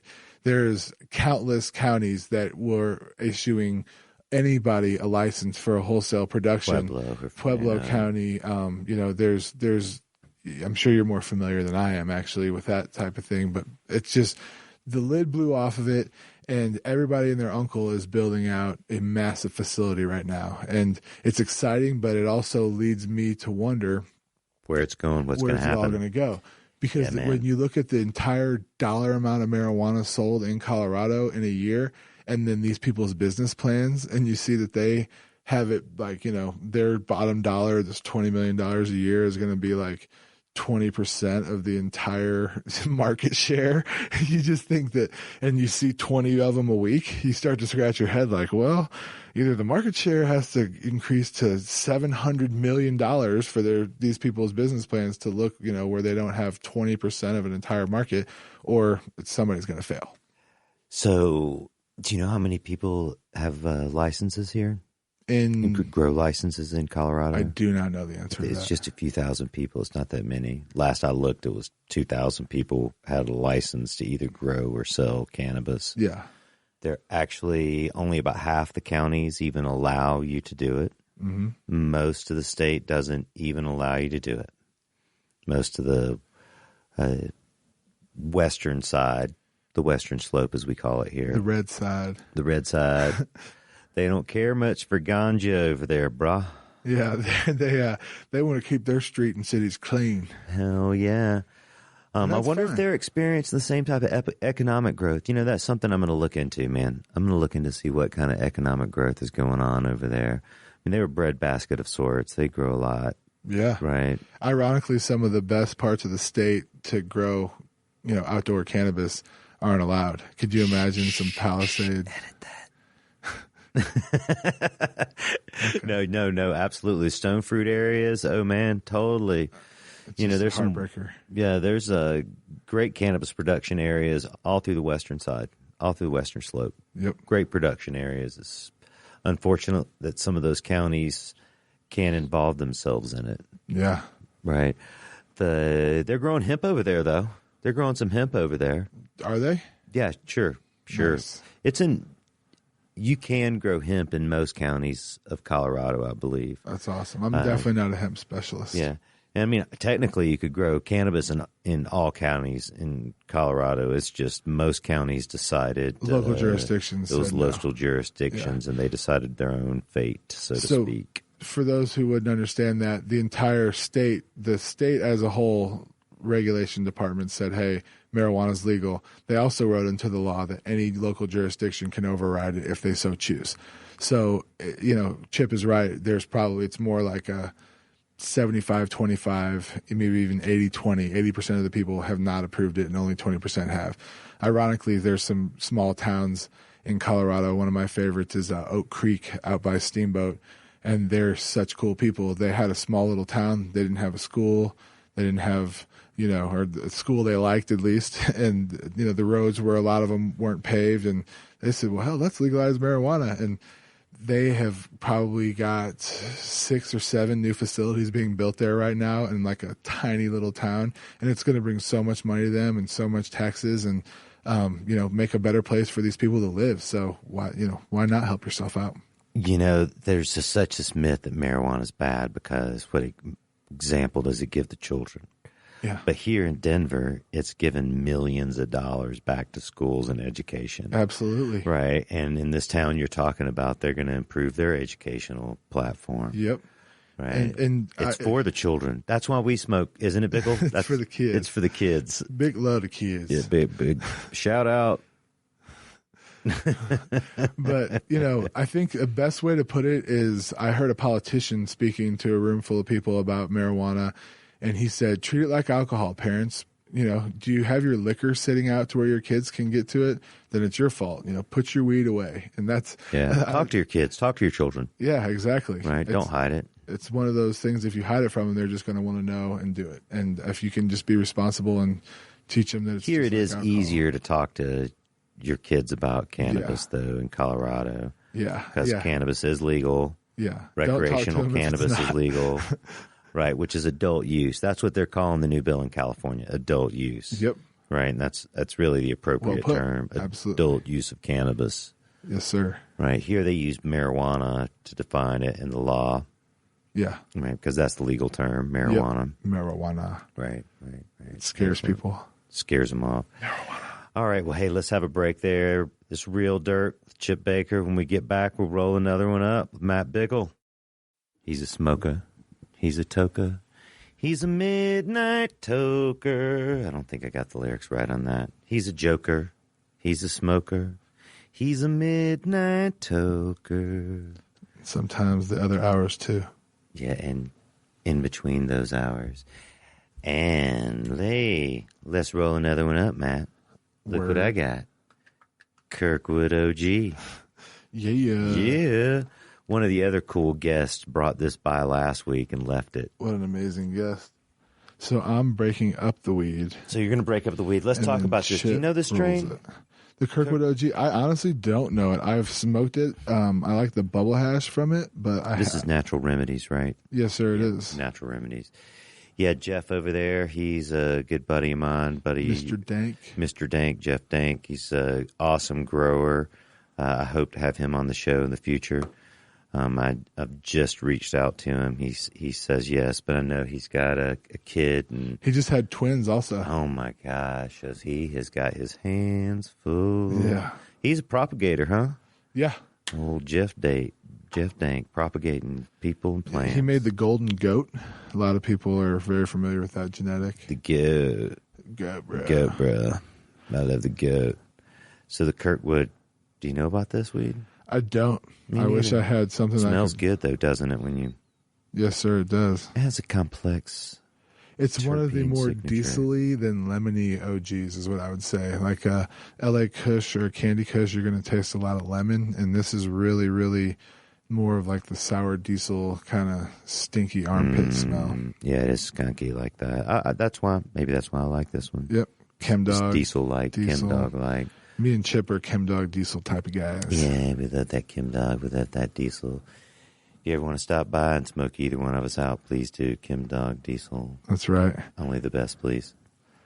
We could do a whole segment on how I believe that sour diesel helped legalize marijuana in Colorado just about as much as any other reason. Obviously, I wouldn't take credit away from Mason and Steve and Christian and Brian. But no, you're right. Like all that sour diesel was some of the first readily available great weed that people were introduced to. It was like skunk one, blueberry, bubblegum, and a lot of really good commercial marijuana that was skunky and tasted good.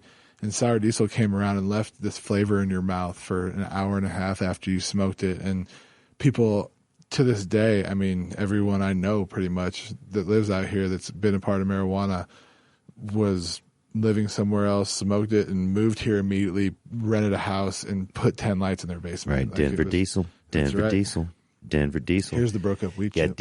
Diesel is a predominant crop in Northern California as well because it's high demand. Yep. All over the country, all over the world. I'm sure people love diesel. I can't tell you where I was standing when I smoked my first hit of any other strain except for sour diesel. And where were you standing in the rain? Cervantes, which is a live music venue here in Denver. And I was standing there next to my friend Fleeb Keith Thomas, who is an amazing musician and bass player around here. And he handed me a bowl of sour diesel, and I inhaled and exhaled and started looking for the ounce in the mail after that. Like it was the best weed I'd ever seen and tasted in my life. Yeah, totally. I feel like it's one of the old nostalgic ones, but we don't have to keep drooling and salivating over sour diesel anymore. No, it's all good. I love sour diesel, and it's been around for years. I mean, it's existed as a clone for 20 plus years, maybe. It's an old school strain now, but back in 2000, late 90s, it was still up and coming. There weren't clone bars and seed companies and friends who had it yet. It was still closely guarded. Only a few people had it. Diesel, OG Kush, Bubba Kush, all of those. Yeah. And I'd say up until about 2008 or 9, when the big medical revolution happened in Colorado, that it was better than currency. It was better than money. You could trade your way into anything that way. We would smoke bowls in the car before we walked in somewhere and blow it all over ourselves and put a nug in our pocket and walk in places just to stink as bad as you could because you wouldn't have to pay for your meal. You wouldn't have to. Everybody was dying to get a piece of the weed that smelled like that. Oh, no doubt. Do you remember the basketball game? Oh, yeah. Oh, the Nuggets game. Should you tell the story or me? I think we should tell it together. Okay. Right. So I had a box to a Nuggets preseason, not even a regular season game. It was a preseason game, and they were playing at the Broomfield Event Center. And so my buddy, it's not a big, nothing to lose your mind over. I'd say there's maybe a total of 15,000 people there. And I invite Chip and Pete to come up, and Chip comes up, and you can take it from here for a minute. So here's the way I see it. Bickel calls me up and he's like, yo, bro, we're going to go to the Nuggets game, man. Let's go puff at the game. I'm like, oh, sweet, dude. We can puff at the game. He's like, sure, bro. We always puffing at the game.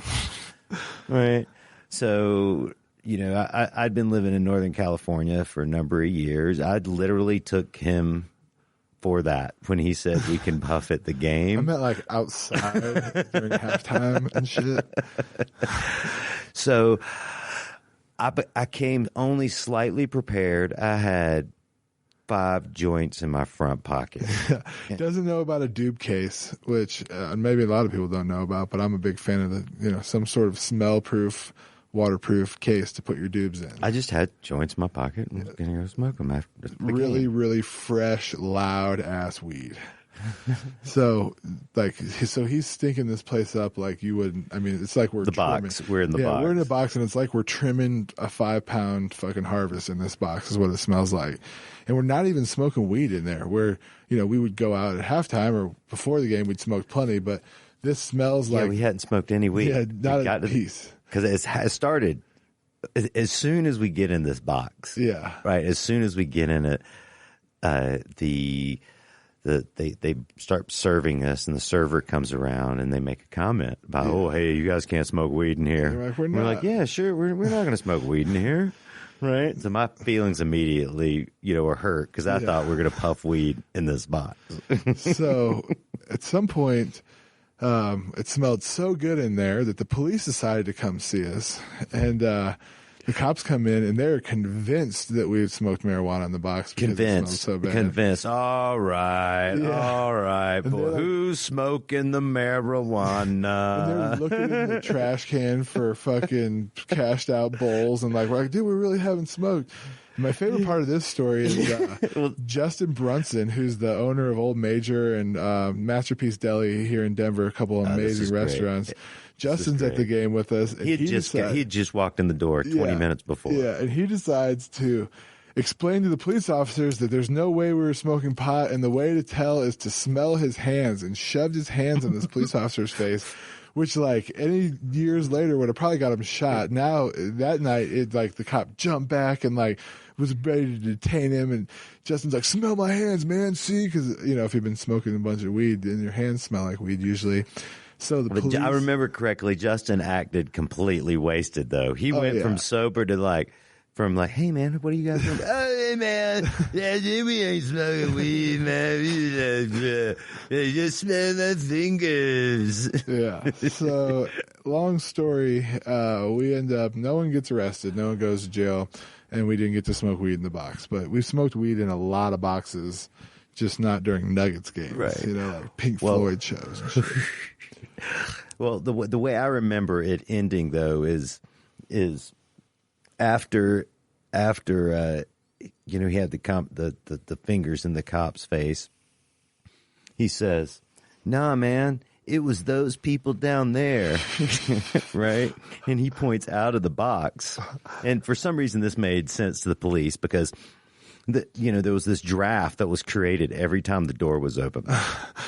So they go look at the people down below us, and they were just the most conservative, people. They were definitely older. They were in suits. There was no way they were the ones with weed. It was definitely us. But for a moment, the police thought that it was the people in front of us. One moment in time. That's awesome. That was pretty funny. Yeah, ironically, or I don't know if that's the proper use of the phrase, but years later, I was in that same box with you and some of those same people. And now it's 2014, 15, and we're throwing joints to people. Yeah, and weed is legal. That was with the Dank guys. Dank. Yeah, totally. Justin, it was their box beforehand. Yeah, absolutely. Yeah, right, because I got the call. That's who we got the tickets from. Yeah, that's who we got the tickets. Yeah. I got the call a couple of days later, and I was like, oh, shit, that was your box. I did not know that. My bad. Right. Cops are coming. Yeah. I think Greg was like, I don't care, smoke me out. Yeah. Pay me back in weed. Oh, hear you. So it's changed a lot from when it started here in 2009. Technology's changed. The politics have changed. The growers had to change. The growers ain't changed. No, growers in 5 Points don't change. We talk about this all the time because I'm a technology guy. I build technology for production of this type of stuff. Grow lights, soil, nutrients. I've made all kinds of stuff in the past. Bickel sees all types of new technologies. We also hear all the fish stories of all the technologies and how this technology, this fertilizer, this light is going to increase. Revolutionize. But there have been some revolutions in this industry. Absolutely. Right. Earlier you mentioned a smell, right? And, previously we didn't have any way to keep the cannabis from smelling because it smells so bad or it smells so good. Yeah. when it's flowering. Carbon filters came along to counteract that, did a really good job. With legal cannabis, though, people don't care. Yeah, depending on where you're at, a lot of, I'd say 90% of the grows don't have a smell issue. There's definitely, downtown Denver. Don't have a smell issue, meaning they don't care. Meaning that they're not receiving any. Stink the block out. Yeah, exactly. Because you'll drive the streets in Denver and it stinks. Reeks of marijuana. Reeks of weed growing. Yeah, weed. I-70, the airport drive. From all the industrial areas. Yeah. Right. Oh, it's great. I love roll it. the windows down. You get year-round fragrance. That's right. That's right. But yeah, I'd say that, you know, a lot of the technology coming into what I see, you know, past smell is a ton of cooling technology, HVAC technology, lighting technology, also a ton of IT stuff. You know, I'd say that, you know, we're almost probably a little diluted in some of these places as far as you have to go through and sift through a lot of bullshit to find out what's good because we got invaded so fast by so much cool technology, cool industry people. You know, every single person you meet is selling you something that could revolutionize the entire industry and could be a complete failure. Yeah, we see him at the shop all day. Yeah, and it's our job as kind of, you know, veterans to this thing to sniff it out, right? To sniff it out, not get too excited, and also not be closed-minded. Because if we said fuck this to everything, we'd still be growing the way we were 10 years ago, and the pot wouldn't get any better, and we wouldn't become a more efficient industry. And there's definitely a fine line between industry and connoisseur growing. And, you know, I want to take connoisseur growing as far as I can at a producible, mass producible level. Now, I'm not going to put myself in charge of, you know, facilities that are going 200,000-300,000 square feet of cultivation. I don't feel like that's my niche or that's my strength, but anybody that wants to keep it, you know, under 100 and try and grow really quality weed and isn't afraid to put money into the technology to make the room better, to make computers do more work, then I think it's doable. Right. So that's the secret to growing great cannabis and to growing bug-free cannabis and to grow multiple crops is being able to control your environment. Exactly. HVAC systems, HVAC systems, heating and air systems, dehumidifying systems, crucial and key in areas like Denver. It's right. massive. It's hot and it's cold here, and you still got to keep your room at 72 degrees. Yeah, right. I mean, what was the temperature today? I mean, it's almost 100 degrees today. Yep. And 6 months from now, it might be -10. Yep. And you got to be prepared for both of those problems. Right. And, you know, up until 10 years ago, maybe 5 years ago would probably be a better way to put it. Most, you know, every single grow was cooled and heated with the same technology that heats and cools your home. Right, absolutely. And your house even today, many grow rooms are exactly like that. Oh yeah, most of them. You know, whoever the people that don't want to pony up, and that's most people, and the people that have existing with the old technology facilities that they just don't feel necessary to upgrade. And if you can imagine an air conditioner, because these upgrades are, I mean, it's not inexpensive. $100,000 to $300,000 to upgrade 10-20,000 square feet of cultivation.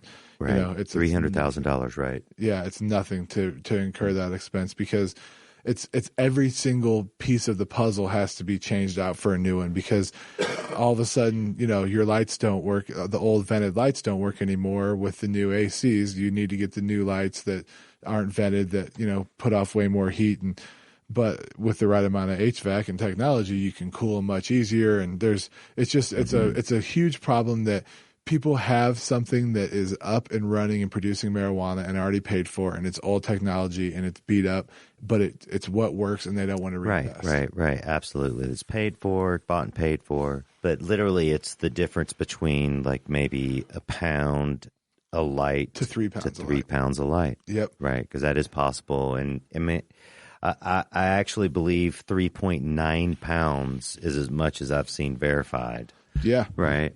But that is possible. Certain strains, perfect conditions, awesome Absolutely. Grower, but hey, you got to have that premium light, that premium environment. If it's not, it's the technology that gets those numbers. It's not the grower. Mm-hmm. And, you know, it's the money you invest into your product that's going to get you those numbers.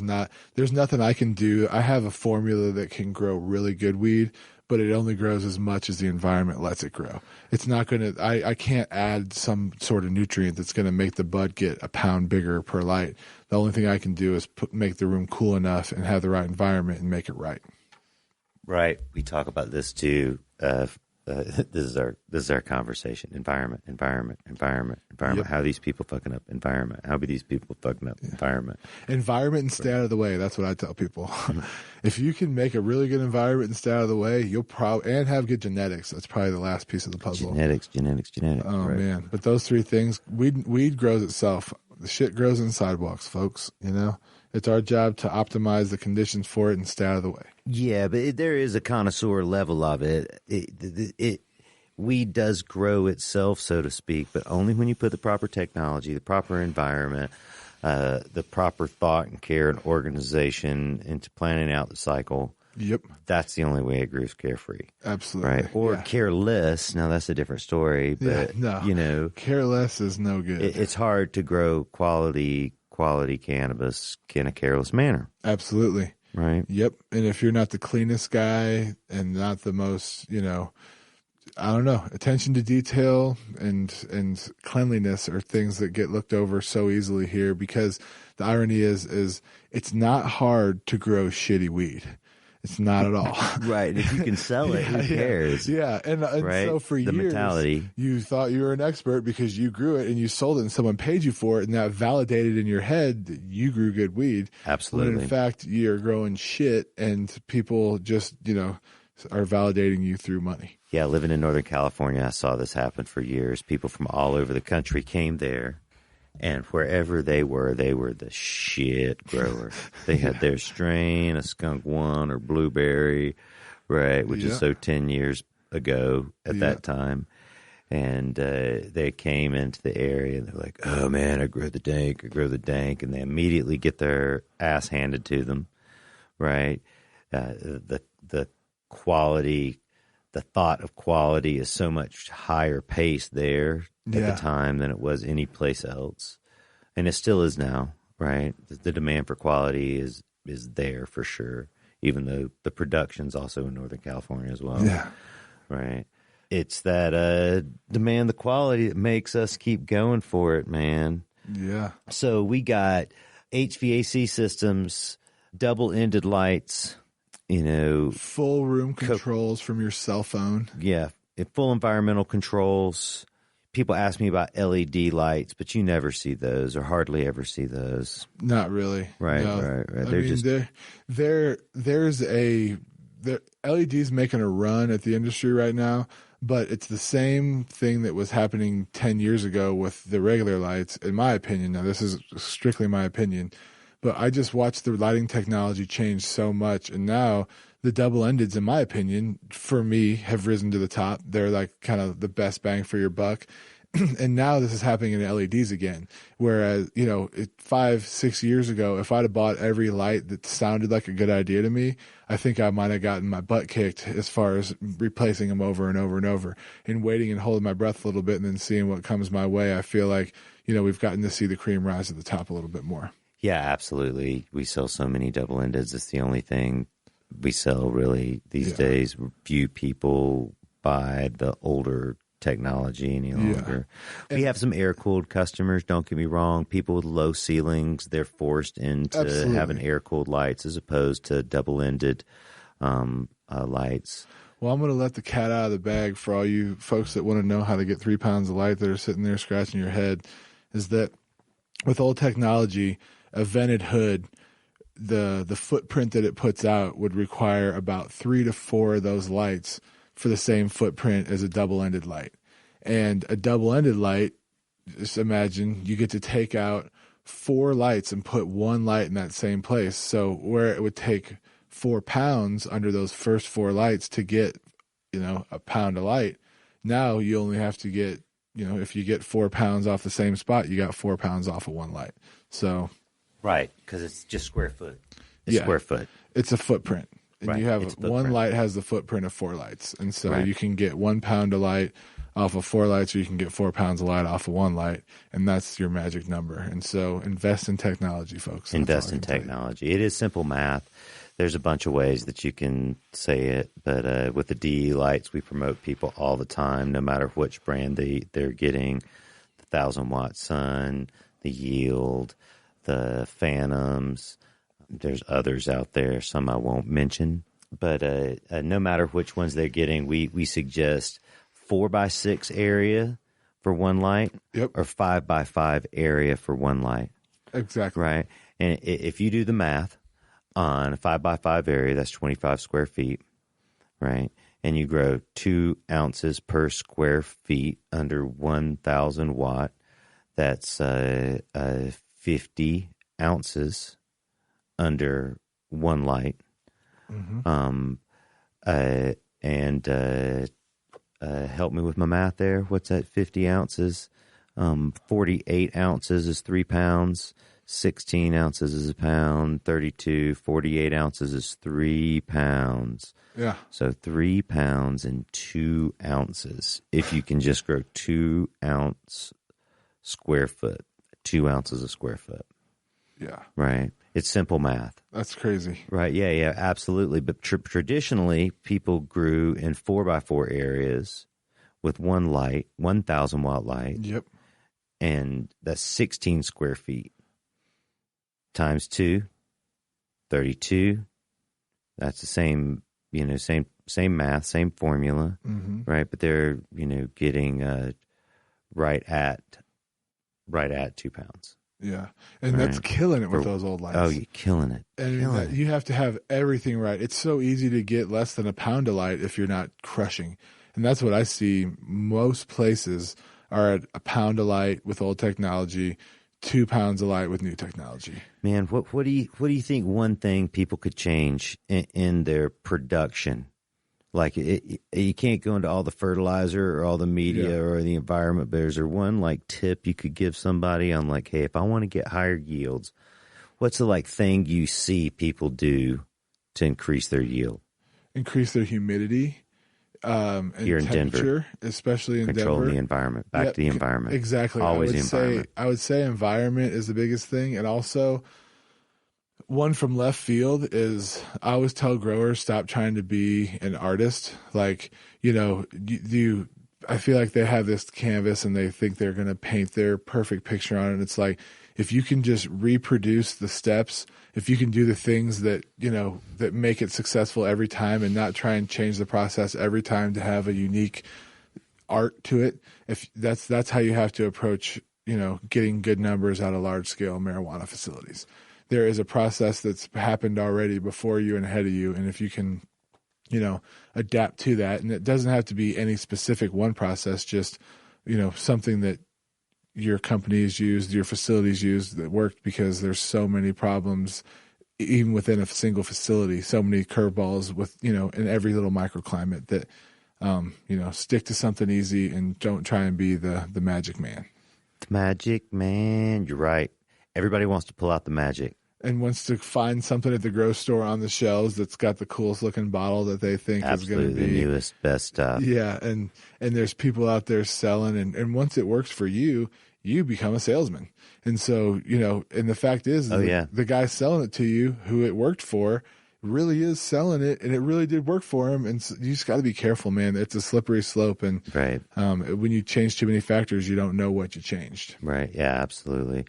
What's the most common grow technique you see? Yeah, well, funny enough, most people are growing with your lights and your soil blend.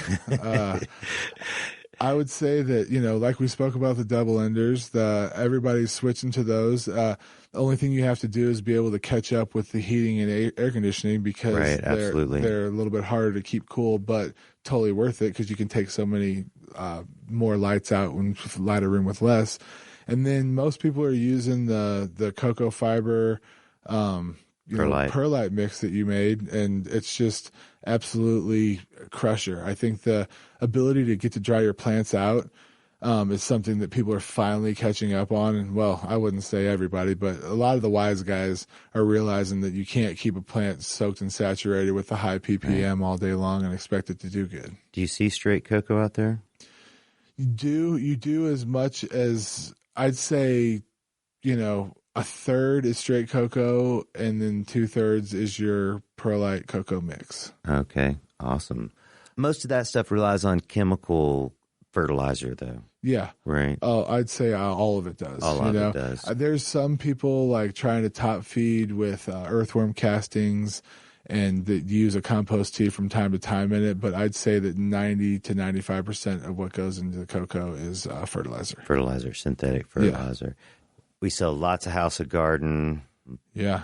Lots of Botanicare product. Yeah. I've been using a House and Garden hybrid mix for probably over 10 years that we've been slowly adjusting and working out a formula with it. And it's House and Garden's A and B, but we use, a few different products from a few different people, and some of the House and Garden stuff and not some of the House and Garden stuff.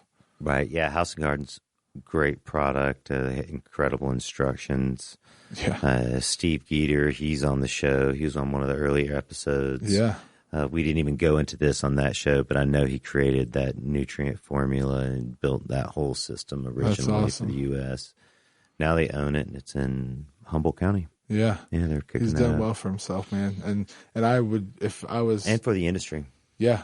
Almost everybody I know is using some form of it or, part of the recipe. Right. There's a little bit of everything, though, right? Mm-hmm. People making their own concoctions. You see it on the large scale facilities. Right. Blending their own soil, blending their own nutrients. Yep. You have to almost, when you start looking at a business plan, and like we talked about a long time ago, that the profit margins were at 90% when you were vertically integrated and growing all your own in 2010. And now the profit margins are much smaller. People are finally just reaching out for realistic ones. And an easy way to do that is cutting production costs and producing your own salts and mixing your own dirt. Right. Absolutely. You got to just whole nother beast, whole nother industry for sure. You have to develop for yourself. That's what happens with industry, though, is you start to grow. Yeah. And you need your own supply, packaging product or pallets, and you decide to build that. Yeah. Right. And Same thing with the cannabis. Yeah. So did Rockefeller. Right. Yep. Absolutely. So we have gone over so much stuff today, man. We have gone over the politics, the history, the technology, the money, the greed. I absolutely believe this is going to be one of my most listened to and re-listened to broadcasts. And we haven't even gotten to what you are an expert in. Right. Every one of my show has a featured expert, and we've had so much other stuff to chat about, but you are a connoisseur of concentrates. I would say so. Of hashishes, of oils, yes, of waxes. Yes. And you've been this for a long time. I know people have been into this, started getting to concentrates, waxes, and chatter. It's the newest thing. Absolutely. Right. But I know you were one of the first people to introduce the vaporization technique that you use, the dabbing technique, to me years ago. I definitely was lucky enough to learn about it at a pretty early age. I fell in love with Moroccan hash over in Amsterdam, and my tolerance was so low at that age that like I couldn't hardly smoke the shit. It just like it was like taking sleeping pills basically. And I got to a point where I knew it tasted better. I knew the high was a little bit more uplifting, and I didn't know anything else besides, I wanted as much hash as I could. I've always gone to Amsterdam, would still go. I'll put a shout out to the Noon. It's a Noon. Coffee shop right behind the Rijksmuseum. They sell big, huge blocks of Moroccan hash, and they cut it off with a machete, and you can buy sticks of it, and you basically light it on fire like a candle and then blow it out and smear it on your hand like an eraser, and then take that, because it's really hard and solid, and take that and sprinkle it on a joint or on some tobacco, and it is just an absolutely incredible, uplifting buzz. And that's kind of what made me fall in love with it at a young age. And then we always made bubble hash growing, and a lot of growers for years, I mean, I can't tell you how many growers I know that have thrown away millions of dollars worth of trim because they saw no value in it. They were making so much money off the flower, they couldn't look past, the flower, and they just tossed the trim in the trash. And we used to literally get people's trim for free, make bubble hash out of it and smoke it. And again, I didn't know anything about percentages at that time. I'm a young kid. And, now we know through technology that the best weed on the planet's, around 30% THC, and that some good bubble hash is 90% THC, and all of a sudden it's a no-brainer that why it would made so much sense back then. But we always smoked bubble hash and loved it, and then came the old butane hash, which, everyone is very familiar with. And just to do a little explaining of terminology, I like to do this for pretty much everyone I meet that doesn't know, is that the word hash is like in the same sense that marijuana is called cannabis, bud, herb, dank, nugget, pot, on and on and on.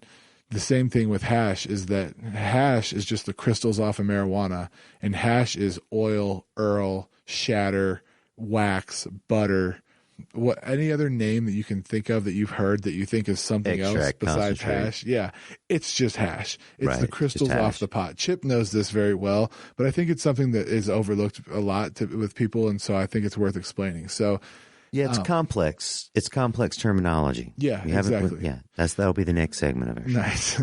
when we go deep. Yeah, but right now I think that basically BHO and then CO2, oil, both kind of really did revolutionize marijuana. Oh, absolutely. Absolutely. Yeah.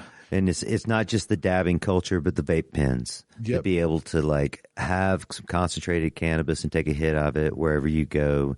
Yeah. And, hash has been the leader in cannabis consumption for thousands of years because it was easier to store. Yep. Right.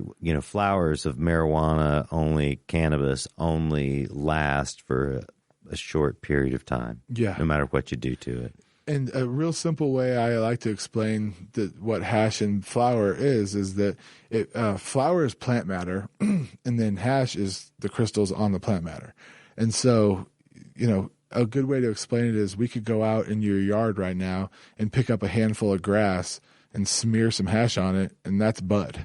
And if you're able to take those crystals off of that flower and smoke the THC without having to combust the plant matter, you have a much cleaner way of smoking and a much more concentrated effect, and also a much more concentrated size or volume of your package, which is what you were just talking about. It's definitely a different chemical reaction than smoking flower, whole plant matter, right, than just the concentrated THC. Yeah. And traditionally, hash was just the crystals, right, that were pulled off the buds or the leaves in some manner, either by sieving them or hand rubbing them or washing them off.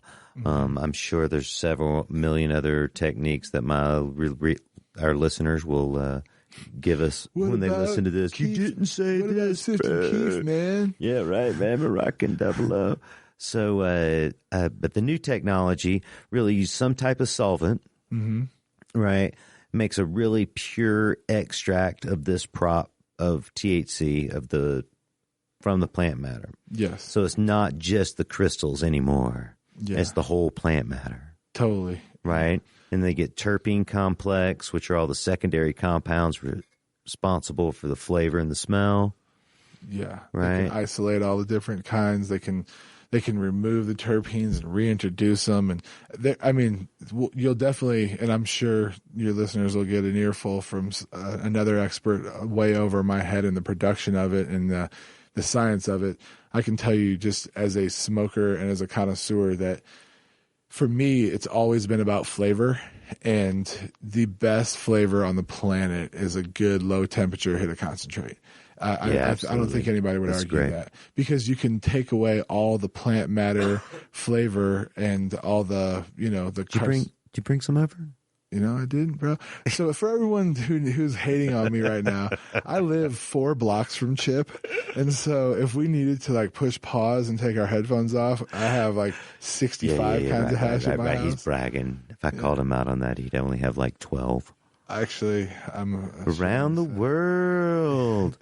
Around the world. Around the world is taking a dab of every kind of hash you have at your house, and there was a time when it was a pretty big feat at my house. Yeah, it's kind of like a funneling a keg at a keg stand funnel or something, right? Yeah, something like that. Holding your breath, a keg stand funnel. So the new rise in concentrates is this solvent extraction, which is either CO2, which is a gas, but at pressure it acts as a solvent, or it's alcohol of some sort, butane of some sort, propane of some sort, or there's new technologies, old technologies maybe of water pressure heat. All of these things now are yielding this extract. Yeah. Rosin's pressed out, so it's like a heat press. Full melt bubble. And I mean, oh man, full melt bubble is awesome. And they just, some of the best, cleanest hash going. It's just water extracted. Yep. Right. And then you can make rosin out of with full melt bubble, right. where you take the bubble hash and press it out and press the oils out of it, which is very tasty. Very tasty.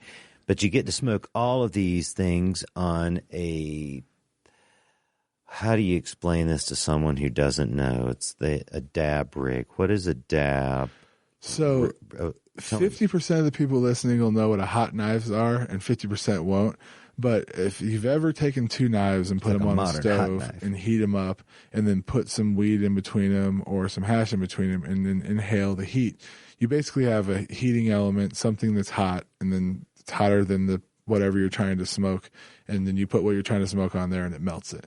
And that's what dabbing is. It is with this concentrated. Absolutely. Right. With the concentrated hash or marijuana. And so you take the reason it's actually called dabbing is because you take a small dab piece, like a tiny little dab of it, and then you also dab it onto the top of the heating element. But what you're doing pencil prick amount. You're taking something, quartz titanium glass that you can smoke this marijuana off of that won't burn, that can hold heat. You heat it up to a certain temperature. I prefer a very low temperature because it preserves the flavor so much more. And then you add the concentrate to the heating element and inhale at the same time, and you breathe the smoke off of it, and that's what gets you stoned. And it also tastes absolutely phenomenal. Really stoned, though. Yeah, remember your first dab? Tell me about your first dab. First dab was in a hotel room, and it was the, if anyone remembers, there was a glass stick, and you would heat the glass stick up, and then you had a bowl that looked just like a marijuana bowl, except for there was no hole in the bottom of it. There was holes around the sides, and you put hash down in the bottom, and then you heated up this glass rod and touched it down on the hash and breathed in. And I just remember the flavor being like, twice as good as anything I've ever tasted in my life. And then I remember being uncomfortably stoned for about 2 hours and thinking to myself, like an hour and a half into it, like, that's something just rocked my world, That was my first dab. That was your first dab. Yeah. And I was young and innocent. Right. And that technology is really taking over the head shop industry. It's taken over everything. It's taken over the cultivating industry, because all of a sudden you don't have to grow beautiful marijuana that has to be presentable in a jar and smell like dank in a jar and be burned clean in a bowl. Absolutely right. You can grow total crap and blast it into hash. And if you don't know any better, out of a vape pen with glycol mixed in it, in a cartridge, it tastes all right. It gets you high. People don't give a shit. And that's, again, going back to the, are you a Budweiser guy or are you not, Right, because the glycol is used as a cutting agent in maybe not a cutting agent is the correct term, but it allows it to be viscous enough to smoke into in a cartridge, in a vape pen. We're referring to just vape pens, and basically if you stick really good hash in a vape pen, only the part that's next to the heating element will melt because it's not liquidy enough, and so they mix glycol with the hash to make it liquidy enough to run down onto the heating element. So every time you inhale, it burns it. Inhale, exhale. Just got an ounce in the mail. Yeah, the vape pen is incredible. It really has brought cannabis consumption to so many people, and it's going to continue to. I know there's concerns over the health issues and usages of it. I'm a proponent. I'm not a proponent of it one way or the other. Yeah, I like the technology. I like anything about cannabis and weed. I'm not going to say anything about it's bad, right? And it's a time and place thing. It's a time and place, Like man. when you're on vacation with your grandmother family at Disney World, it's perfect. Yeah, you rip that vape pen all day long, and she has no clue, and you're high as hell. But like, if I'm sitting in my house enjoying a movie, I'm not going to be smoking off of a glycol vape pen. Yeah, absolutely. You know, like I just won't. Now, here's the good news: is that I'm working with some companies around the country who are smart enough and wise enough, and I have to assume that there's more than just these guys that are pushing hard on the technology end of every aspect of marijuana, but these people specifically with vape pens. And there's going to be advances in it, and eventually we will get the iPhone of the vape pen, which is it's coming. Right, I've seen some of those technologies. Just some that are Cadillac incredible. vape pen that works perfect, that you can smoke hash out of without glycol, and so everyone just sit back and wait because it's coming. So how do you puff on when you get high, when you smoke out? How do you do that? I usually am a hash concentrate guy until the evening. This is stereotypically, and then throughout the day, I will not hide behind it. I'm not ashamed. Dabber. You're a dabber. I have very Serial bad ADD, dabber. and when I wake up in the morning, he's justifying himself. Yeah, for sure. Hey, whatever, but bro. I'm saying, like, we're all adults here. On my best day, I would smoke 10 dabs in a day by the evening, and on my normal day is probably 3 a day. And I do like to get up and like go work out and then get stoned. You're such a stereotypical stoner. You're smoking weed all day long. Yes. All right, so here's Bickel's schedule. Bickel gets up 8 o'clock. 7 o'clock. No, gets up 7 o'clock, walks the dogs, goes works out for an hour or so, eats a ton of food. Probably goes and like bicycles or runs or goes to a meeting, does a bunch of meetings all day long, goes all over the state helping people grow weed. Get in the afternoon, comes back, works out again, eats another shitload of food, goes and takes the dogs on a big ass walk. It's like you rewind the day and then fast forward it. I'm an exerciser. It keeps me sane, and I am an ambitious businessman who will go anywhere to the far reaches of the earth to help grow good pot. Oh yeah, man. I have been motivated by your workout technique and skill and duration and time more than any others.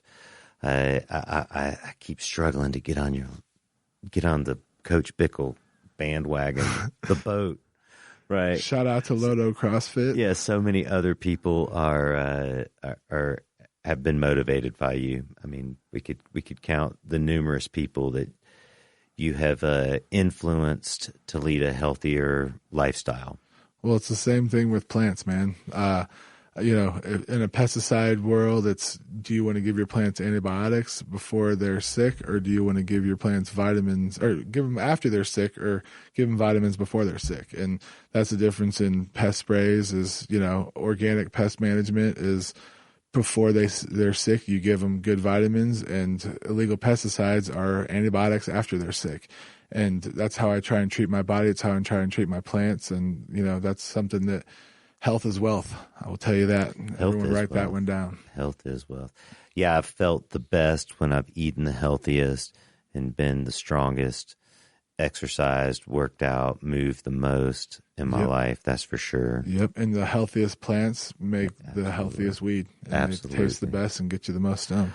So in our industry, there's often this terminology, these interesting phraseologies that people have, and a lot of it's slang or lingo that you and your friends have developed, and it's blossomed out into something different. Do you have any special terminology you use?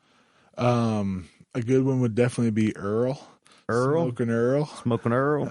I've heard. Earl. I'm not going to sit here and say that we invented the name Earl for hash oil.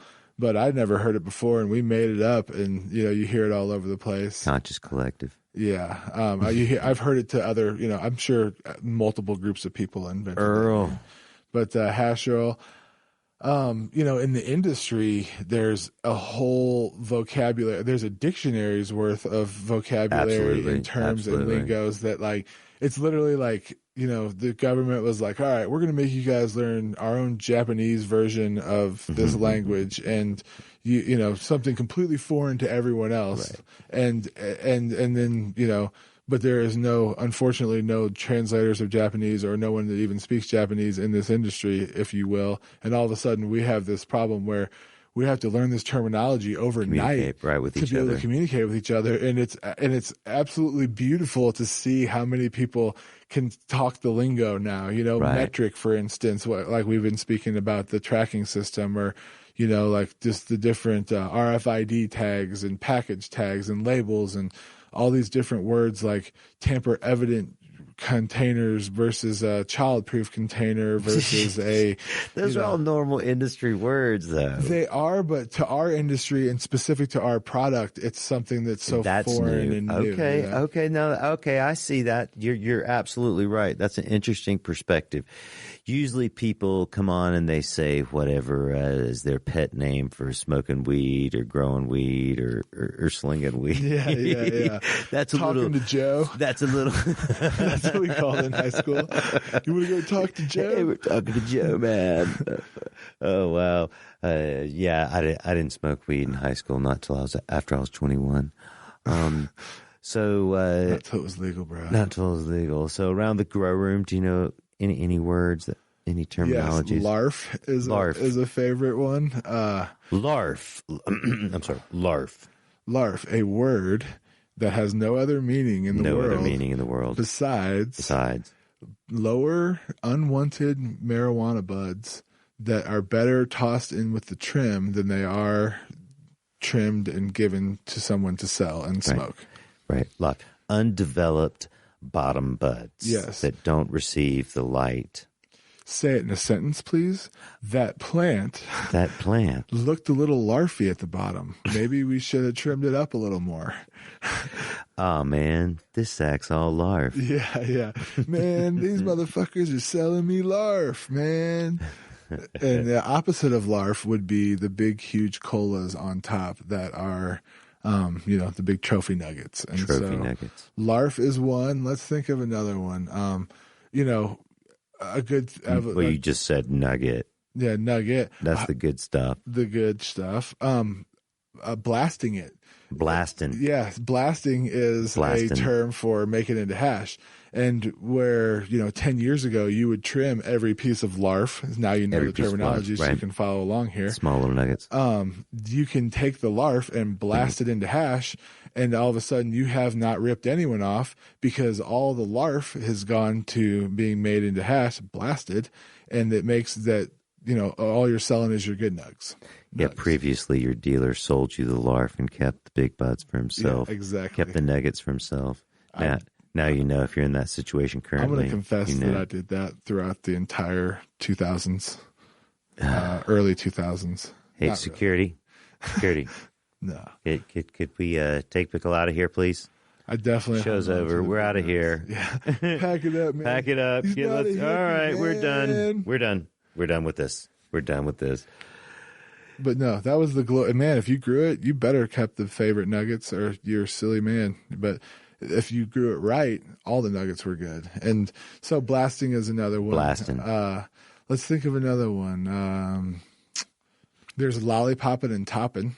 Lollipopping and topping. And that's like if I were to teach two techniques in a grow room, it would be those two only, and not overwatering would be the third.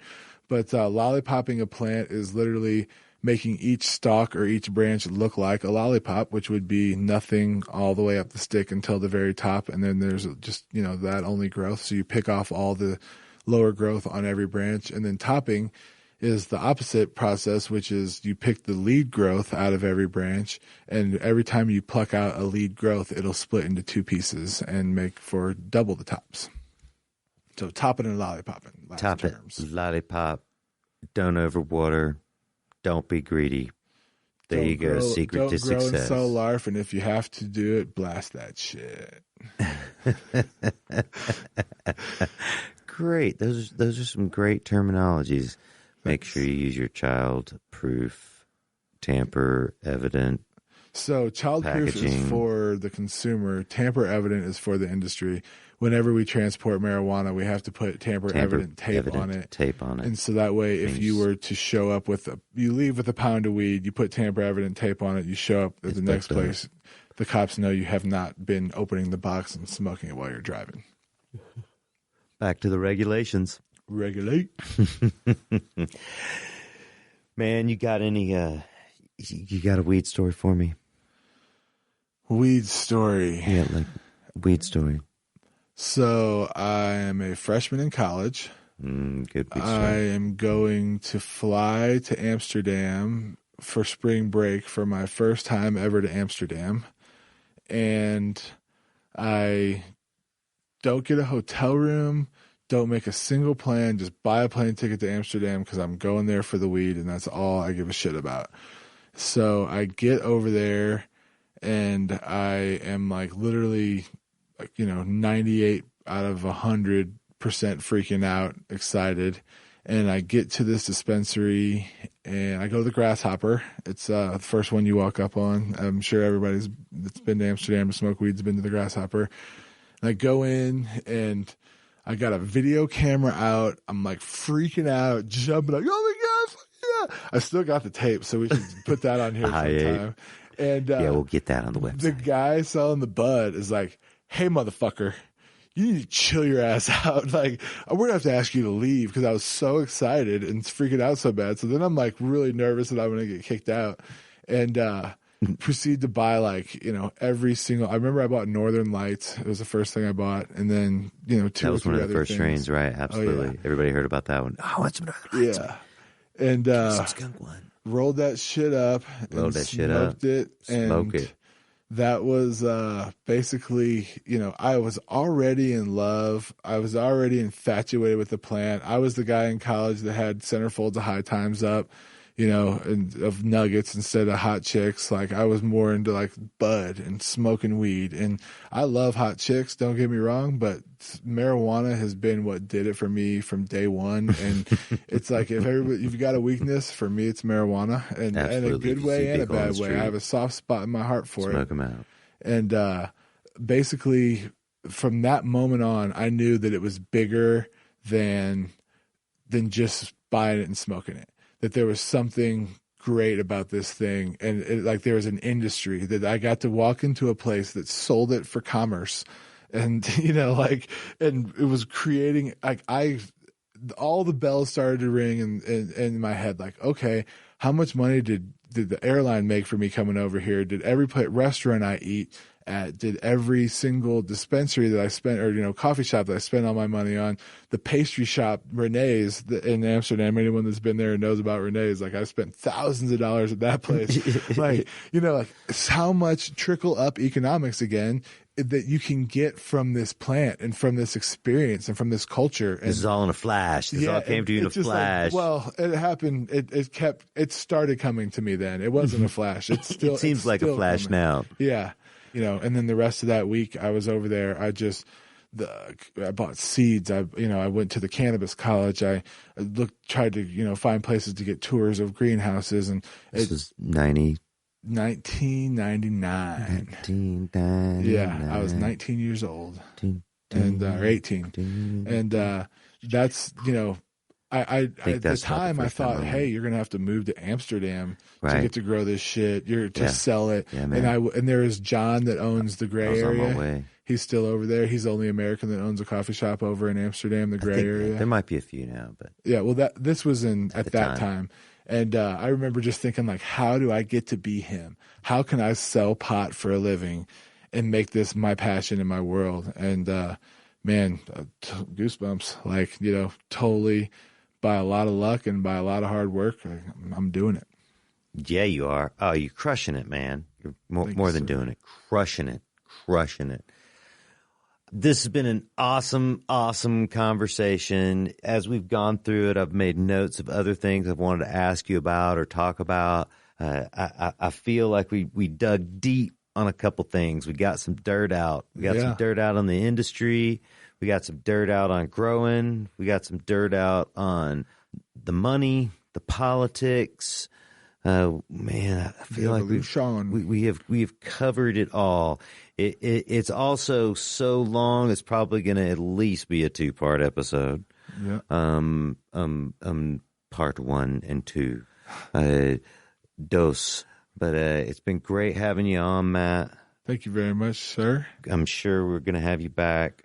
Looking forward to it. And yeah, man, let's go roll some more up. Word. One quick thing before we go, I will want to just say thank you to you for your contribution, man. Like, I don't know how many people are going to do a good enough job of pointing out that I like to tell people that, you know, Chip made Humboldt, and this is not true. Chip made the world of marijuana a better place. He's a pioneer in this game, man. He's somebody that I look up to, and that, you know, I'm super stoked to know, and super stoked to not have to have all the answers, because I got somebody on top of me that can help with the ones that I can't answer. And you know, just like being a risk taker, being a passionate person, being a lover of the flower and the plant, man. Like, thank you for what you do for all of us, because my life is 10 times easier, and my job is 10 times easier because I know you and you're my friend. So, oh man, big ups, dude. Thanks, brother. Yes, sir.